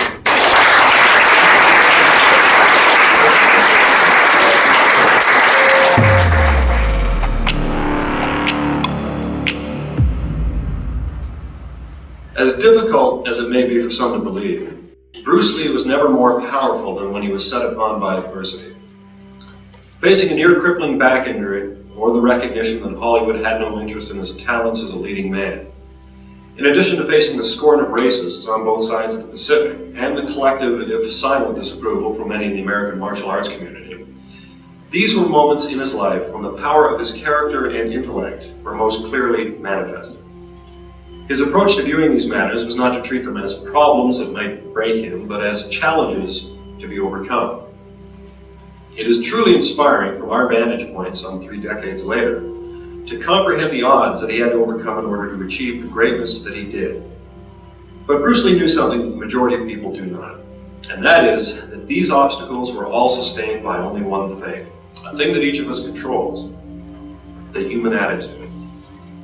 Lee understood that all of these challenges, the racism, the pernicious resentment, even the injury, would fall away once he took control of his own attitude. Bruce Lee wrote, "Believe me that in every big thing or achievement, there is always obstacles, big or small, and the reaction one shows to such obstacles is what counts, not the obstacle itself." Bruce Lee thought that each human being has within them the means by which to forge one's own destiny and to overcome adversity. As Lee wrote, "You have your choice. You are master of your attitude. Choose the positive and constructive." Unless you think that Bruce Lee was born with a powerful will, let me point out that such was not the case. He wasn't born with it, he cultivated it. Recognizing that the power of will is the supreme court over all other departments of my mind, I will exercise it daily when I need the urge for action for any purpose, and I will from habit designed to bring the power of my will into action at least once daily. This statement Lee actually wrote into his daytime diaries for the years 1967 through 1969, and he read it daily so that he could take the steps necessary to cultivate a more powerful will. Of course, matters aren't always helped along by those around us. Friends, families, and associates, oftentimes those who have no desire to actualize themselves, to use their own minds, to struggle for success or to be happy, often seek the psychological devastation of those with pride, courage, and ambition. Their aim is to keep you small. This form of dissuasion is known as the argument from intimidation, and it is characterized by its appeal to the victim's fear, ignorance, and self-doubt. The motive of such a tactic is to destroy your ambition and keep you small or average by the mere threat of their disapproval. The fact that their assertions are false is another matter entirely. And what you are hearing is not new with you. It was also heard by Bruce Lee at one time or another throughout the course of his life, but he chose not to let it negatively affect him, as he believed what you habitually think largely determines what you ultimately become. Often individuals with sincere intentions never get started on the path toward their goals, or they fall by the wayside en route. Aside from a serious illness or personal tragedy, the reason for not achieving realistic goals is usually unfounded personal doubt. As Lee once said, each man binds himself. The fetters are ignorance, laziness, preoccupation with self, and fear. He must liberate himself. Even though individual situations will vary, the underlying principles governing human behavior apply to all of us. People who procrastinate, lack motivation, and habitually underachieve all operate within similar self-limiting concepts. Once these are identified, you can rid yourself of them and adopt new, profitable motivation, cultivate a winning attitude, and honestly express yourself. How did Lee learn to overcome the ogre of doubt and honestly express himself to the utmost of his ability? Did he, in other words, become what he was fully capable of? The only way he overcame these attitudes was through a rational, realistic assessment of the facts regarding the situation, and then cultivating the following principles. First and foremost, focusing on the positive. Rather than dwell upon his mistakes, defeats, and physical shortcomings as negatives, Bruce Lee used them as challenges that provided valuable opportunities for learning and self-correction on the road to success. A perfect example of this was indicated by James in his speech in the fight in Oakland that Bruce Lee had with the Chinese martial artist. According to Linda Lee Cadwell, who was a witness to the altercation, Lee defeated his opponent in 3 minutes, knocked him to the floor, and forced him to give up. Now, most martial artists would probably have crowed about their victory, not Bruce Lee. He immediately recognized what he had done wrong in the fight, and used that as a challenge to be overcome. He felt unusually winded after the altercation and thus began an entirely new fitness regimen, leading in time to his becoming the paragon of physical fitness that we've all come to admire.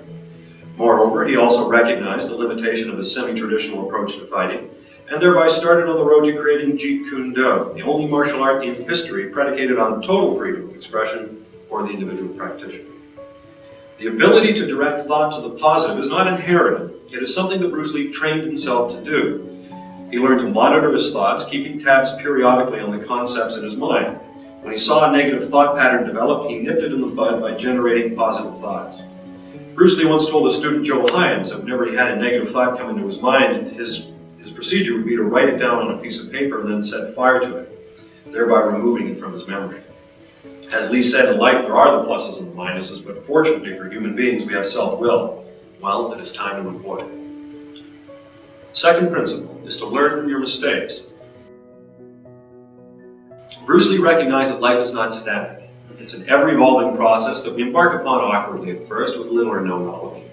Human beings are creatures of habit and are bound to make mistakes whenever they step out of their routine. When Lee first began acting in America, he admitted to making mistakes, but he learned from them. As he said, when I first arrived, I did the Green Hornet television series. And as I looked around, I saw a lot of human beings. But as I looked at myself, I was the only robot there, because I was not being myself. I was trying to accumulate external security, external technique, the way to move my arm, but never to step aside and ask what Bruce Lee would have done if such a thing happened to me. Lee then learned from his mistake, continuing, I learned something, and that is to be always yourself, to have faith in yourself, to express yourself.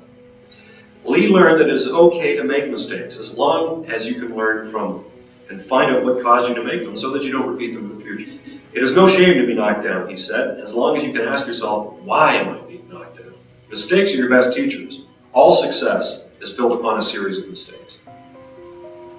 The third principle is to compete only with yourself. The main reason people drop out of bodybuilding or martial art programs and even academic courses is that they always compare themselves to others in the gym, the school, the dojo, and they feel that they don't stack up. This attitude is irrational because of differences of age, genetic predisposition, personal preferences, and aptitudes. Some people shine in certain areas of endeavor while others prove brilliant in different areas. The first key is to accept yourself as you are right now, and then work from there.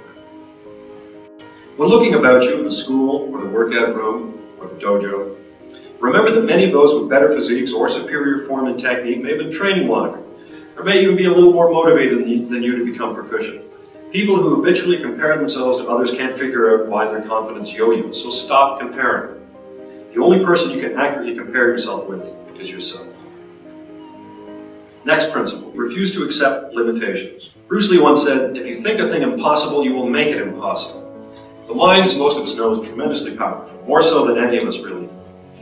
Bruce Lee was keenly aware of the mind's power and how often the biggest obstacles we must surmount are self-imposed.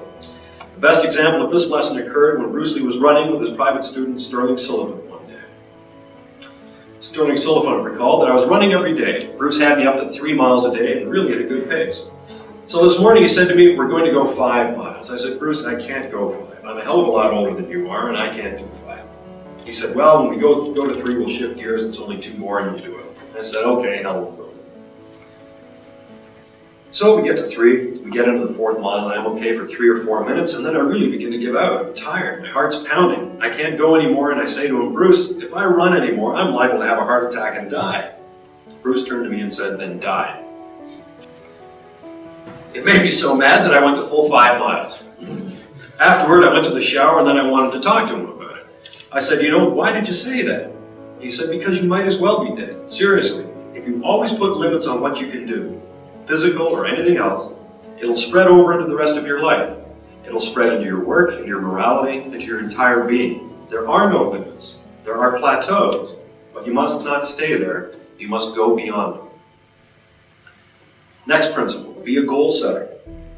A corollary of the above principle is the principle of goal setting. Human beings are future-oriented animals. Men and women get the best from themselves only when they have something to look forward to. As a prerequisite for achieving success, Bruce Lee cultivated the attitude of writing down his goals, whether in the form of personal mission statements or even committing them to paper in a letter to a friend. But there are other sterling examples of this from Bruce Lee's own life. In the case of the personal mission statement, Bruce committed to paper his chief definite aim, which reads as follows. I, Bruce Lee, will be the first highest paid Oriental superstar in the United States. In return, I will give the most exciting performances and render the best of quality in the capacity of an actor. Starting in 1970, I will achieve world fame, And from then onward till the end of 1980, I will have in my possession $10 million. I will live the way I please and achieve inner harmony and happiness. Now, Lee's definite chief aim was then signed Bruce Lee. It was dated 1969.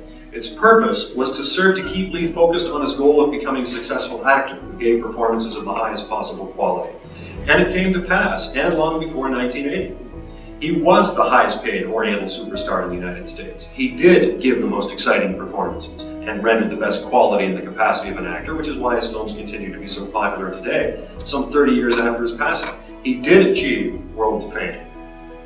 And at the time of his death, he was being offered $1 million US per film and owned 50% of a film studio that stood to make $150 million as a share of the profits from his last film, Enter the Dragon. But what's really interesting about this point was that when Bruce Lee wrote this, he was penniless. He wasn't a successful actor. He had a bad back injury, which just about crippled him, which we're going to get to in a minute. But that was the power of his mind. And this is but one example of the power of being a goal setter. Lee's success was no fluke. It was simply the result of his devotion to goal setting, a practice he'd been engaging in for at least 7 years prior to committing his definite chief aim to paper. Next principle, do not accept defeat. When Bruce Lee injured his back in 1970, he could have felt sorry for himself, wrung his hands in despair, and thrown in the towel. But he didn't. He refused to let his injury erase the positive vision of the future that he held so firmly in his mind. Lee once wrote, "Defeat is a state of mind. No one is ever defeated until defeat has been accepted as a reality. To me, defeat in anything is merely temporary, and its punishment is but an urge for me to greater effort to achieve my goal. Defeat simply tells me that something is wrong in my doing. It is a path leading to success and truth." Next point, perhaps the most important, and that is to come to a spiritual realization within. The fuel for all of the foregoing principles just mentioned was Bruce Lee's principle of spiritual realization, or the tapping into your own creative force. Bruce wrote, "I feel I have this great creative and spiritual force within me that is greater than faith, greater than ambition, greater than confidence, greater than determination, greater than vision. It is all these combined and more. My brain becomes magnetized with this dominating force which I hold in my mind." Of course, merely reading these principles won't make you a success. Listening to me talk about them won't make you a success. You must integrate them into your brain so that eventually you will automatically think, feel, and act accordingly. Only habitual daily reminders of the need to act upon these suggestions will program your brain to provide clear, effective, and decisive output that will start and keep you on the path to success. The teeming energy or spiritual realization that fueled the success of Bruce Lee can be yours. Again, it's not as though he was born with it and others not. You can develop a winning attitude and achieve greatness at whatever you do. Thank you very much.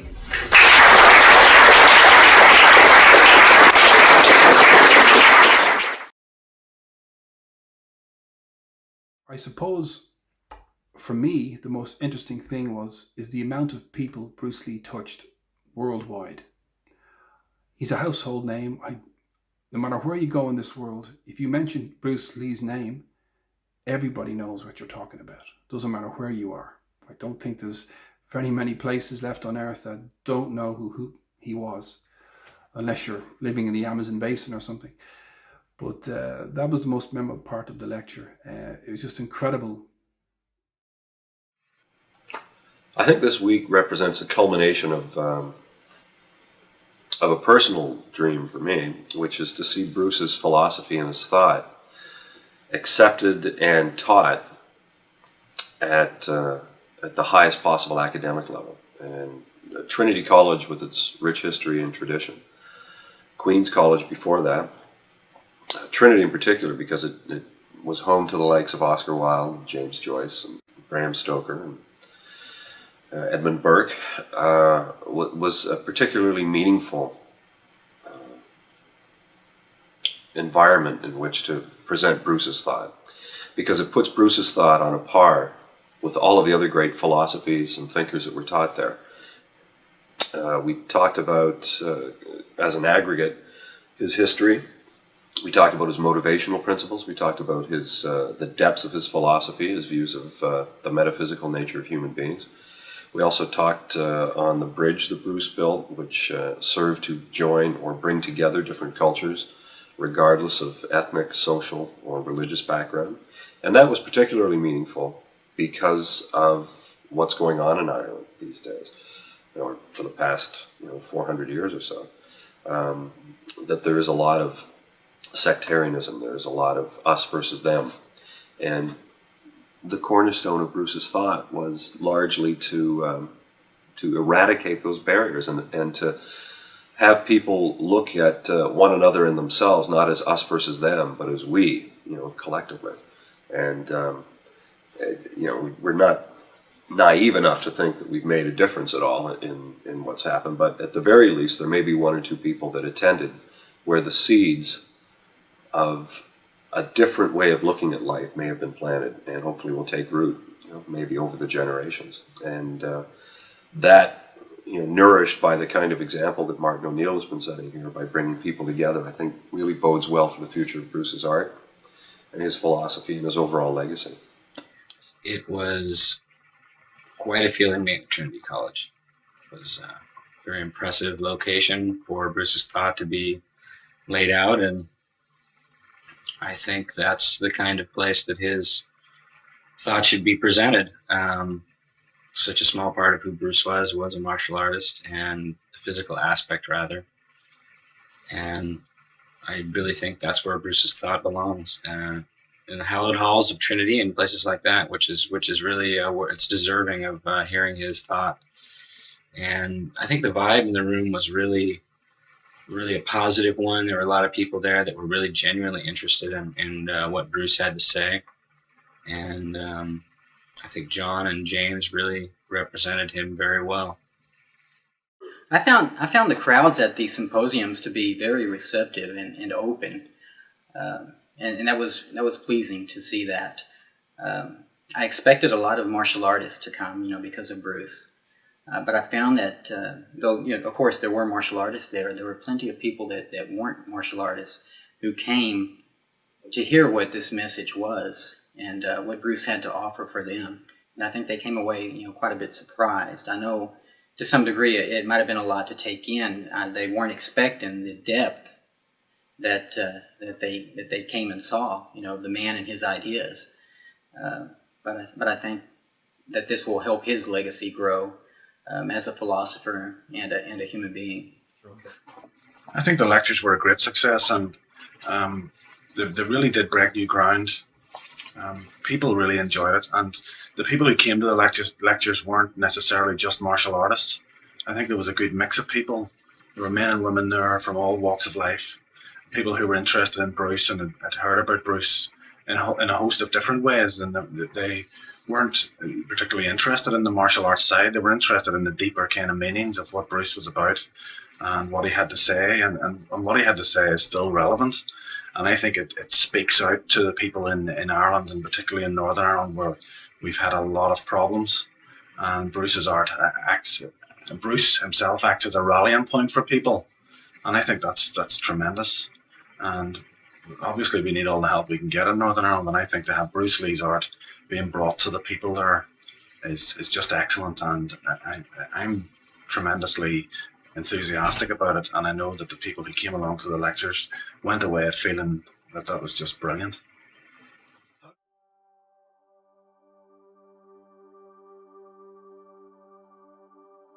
It's been 20 years since the Bruce Lee Educational Foundation visited Ireland. The trip made a lasting impact on me in several ways. One, it was fascinating to go to Ireland, to visit Ireland, because my ancestors came from Ireland. So that was a trip that I'd always wanted to make, but never really had a reason for making the trip. It was fascinating to see these venerated institutions, which we'd only read about at that time. So to go into, Trinity College, for example, was fascinating. To see the Book of Celts was pretty cool. To travel the countryside and actually see Ireland was a tremendous experience to have. And of course, the Irish people were phenomenal. I would also say that the work that Martin O'Neill and James Deary were doing was eye-opening.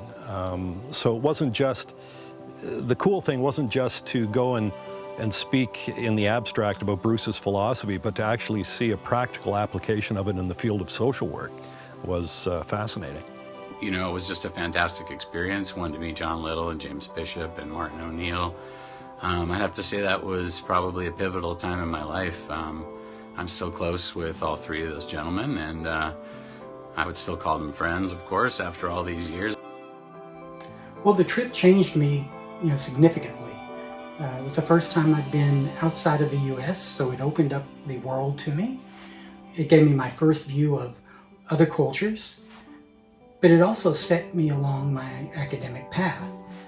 The study of Bruce and then later the study of Will Durant, the philosopher and historian, and my interest in them, my intense interest in them, made me realize that what I was really interested in was people of exceptional talent. And certainly Bruce was one such person. And it led me onto my path of a career in a field of expertise in studying and working with people of exceptional gifts and talents. And I think the Ireland lectures planted the seed of that in me.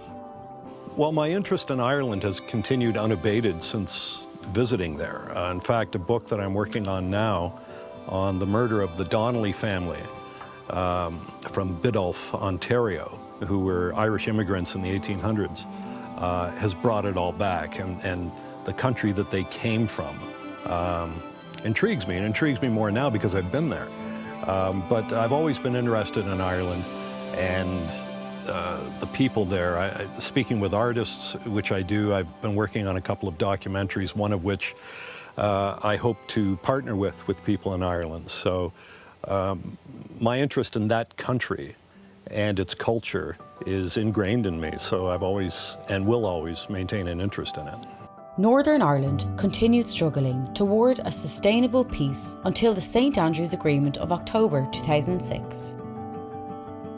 The formation of a unified government by the Democratic Unionist Party and Sinn Féin followed in May 2007, marking the definitive ends of the Troubles. In July of that year, the British Army formally ended Operation Banner, their mission in Northern Ireland, which began 38 years earlier in 1969. It was interesting going on Irish radio because I mean, it was a magnificent enterprise that some transplanted Canadian living in the United States with two of his cohorts would go on national radio in Ireland and tell them, how they could live together in peace and harmony, while, better minds had certainly attempted that very same enterprise over the decades. We might have been a little over our heads, but I think we were sincere, and the message was still, remains still solid. So when we had the visit from the BLEF in 2000, it came kind of on the crest of a wave, where it was very fitting to have people from across the States bringing philosophies that originated from the Far East to our little corner of the world. While the Bruce Lee lecture series was an exceptional achievement on behalf of Bruce Lee's philosophy, for the participants, their fond recollections of the event are now tempered with uncertainty about the future of the philosophy. Well, certainly there has been interest in Bruce Lee and his philosophy. I think that's come as a result of that. Not only Andy and James and myself took it seriously or continue to take it seriously, but certainly gauging by the questions that we received at the universities and among the students of Martin O'Neill, Bruce Lee's philosophy was taken very seriously. We had hoped that it would be the first step, that these philosophical lectures would continue in different countries and help elevate Bruce's status as a philosopher, perhaps to those who only thought of him as a martial artist.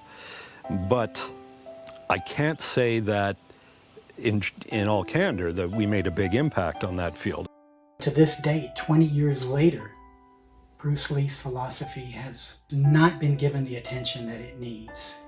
There's been a considerable decline in the emphasis and the approach on Bruce Lee's philosophy. And, partly that is because John, myself, have moved on to other projects, but also because I think the powers that be either haven't made that an emphasis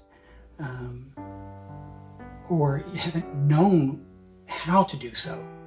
And that's lamentable, because I think that there is a missed opportunity here.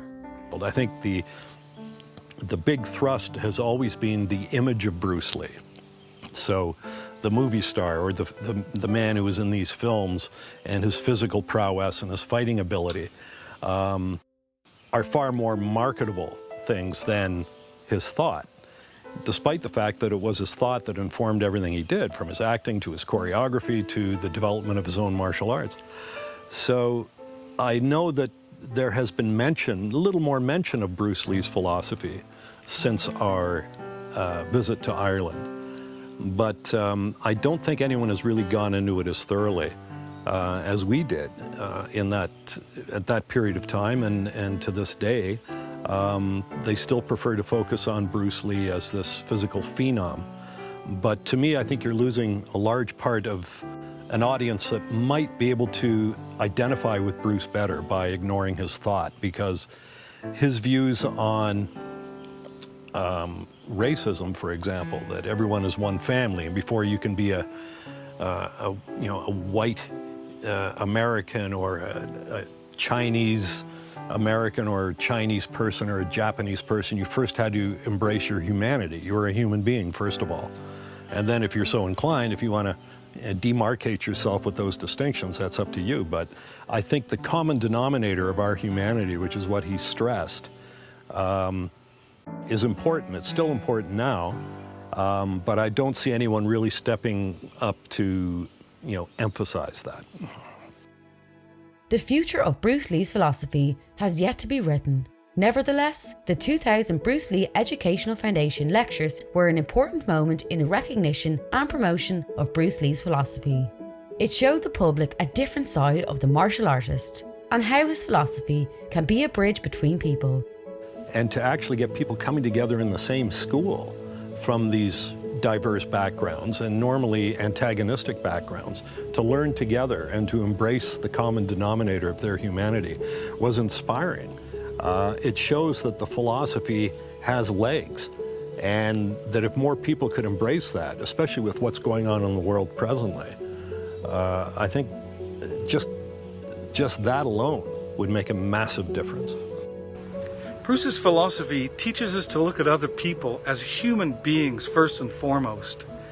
Before we label ourselves by our nationality or ethnicity, a white person, a black person, an Asian, a Hispanic, we have to first and foremost realize that we are human beings first.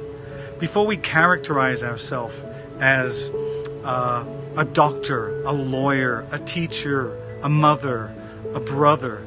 Again, we are a human being first. So Bruce's philosophy teaches us that nationalities have nothing to do with a person's humanity. Bruce Lee's philosophy is needed now more than ever.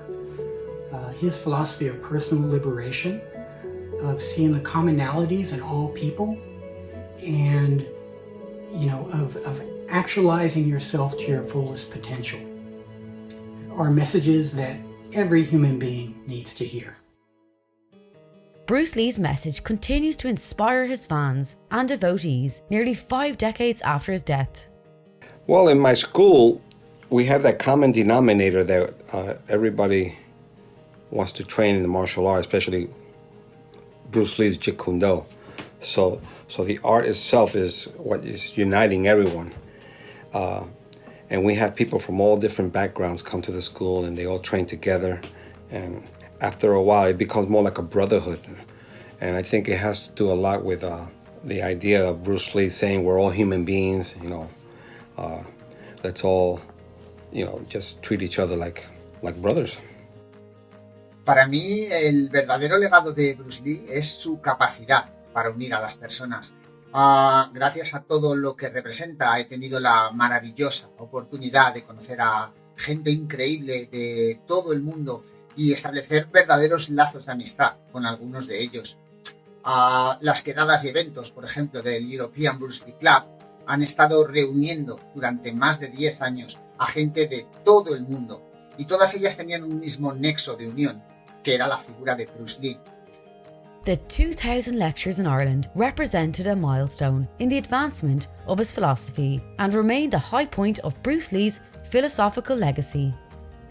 I think the most important part of the Bruce Lee lectures in Ireland was establishing Bruce as a philosophical force in the world. Never before had Bruce Lee's philosophy been lectured in the halls of academia.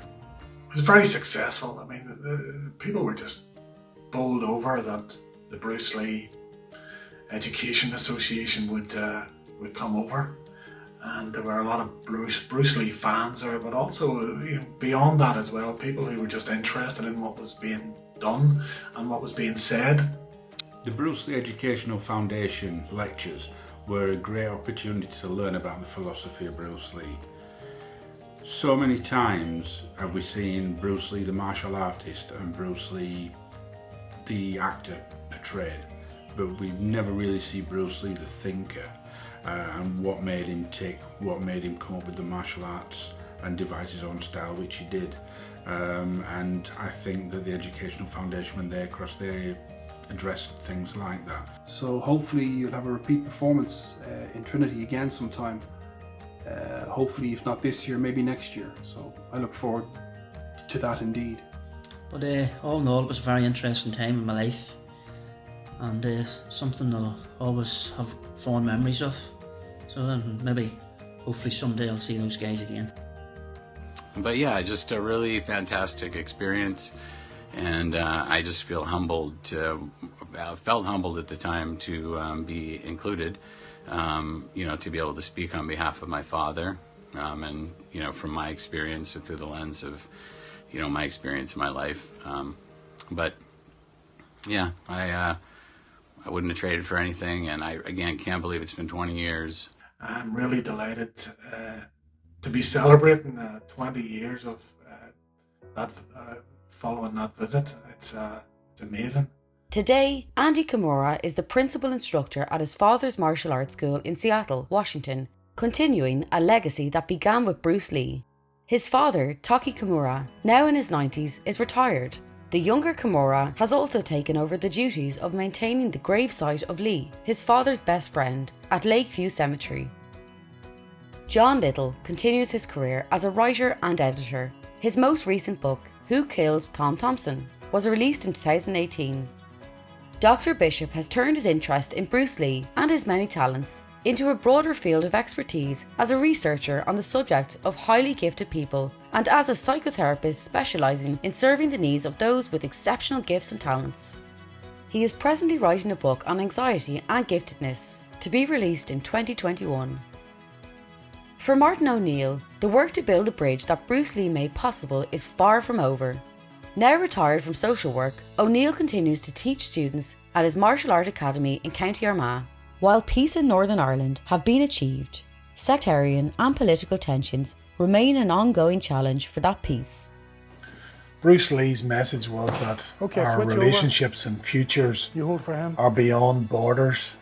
His message to young men is very important in the present day, and he wanted young men particularly to be strong physically and mentally and emotionally, and become a good member of society and a good person.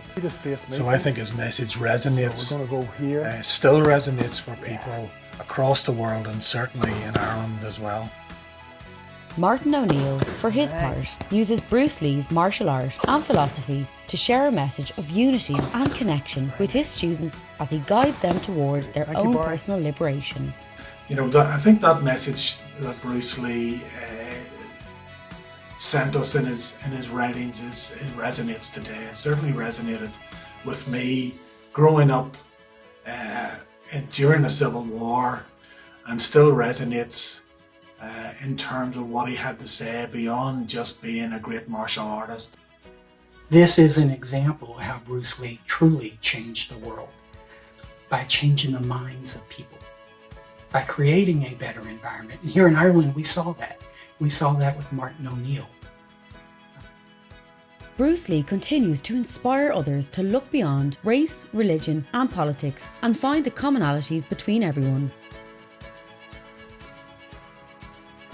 He reminds us that there is an inherent unity of all people. Bruce Lee reminds us that there is but one family. One family. One family. One family. Il y a uniquement une famille. One family. Только одна семья.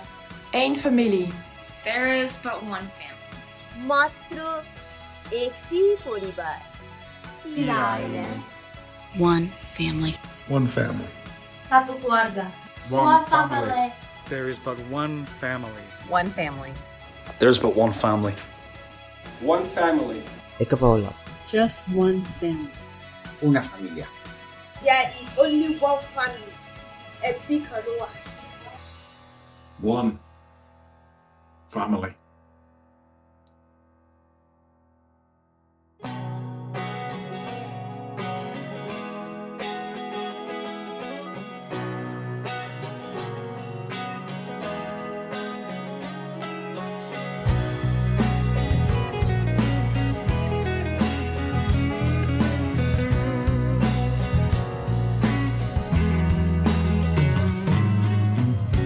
Remember to lead me, light it shines now, believe me.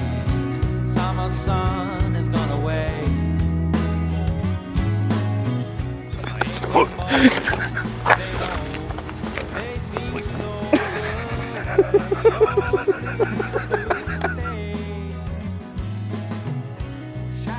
You're ruining this for me, John. Stop it. Red, I guess I should be claiming this for France.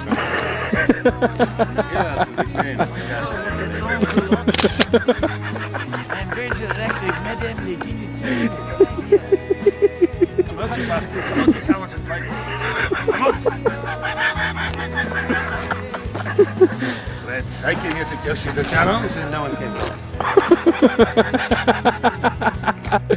Come. Oh, my hips. Those days are gone. Jesus. Cry, squeeze some tears out from your eyes. The legions were slain. From the dark, a fallen star, a severed head may fall apart. Who's that good could save the day? Have you, how do you like the pastry shop? Give me Bremer. Bremer in an Irish pub.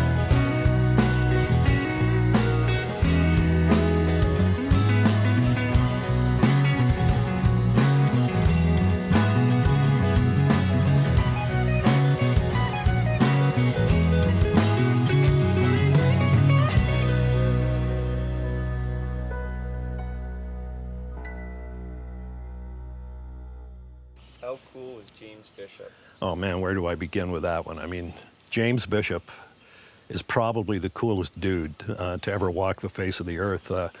Andy Kimura and I tried our best to corrupt him with tobacco and alcohol while we were in Ireland, and James, you know, showed us that he has zero tolerance for alcohol. I believe he did a face plant on the night of his birthday. But apart from that brief lapse, his coolness stays with him all day long, 7 days a week.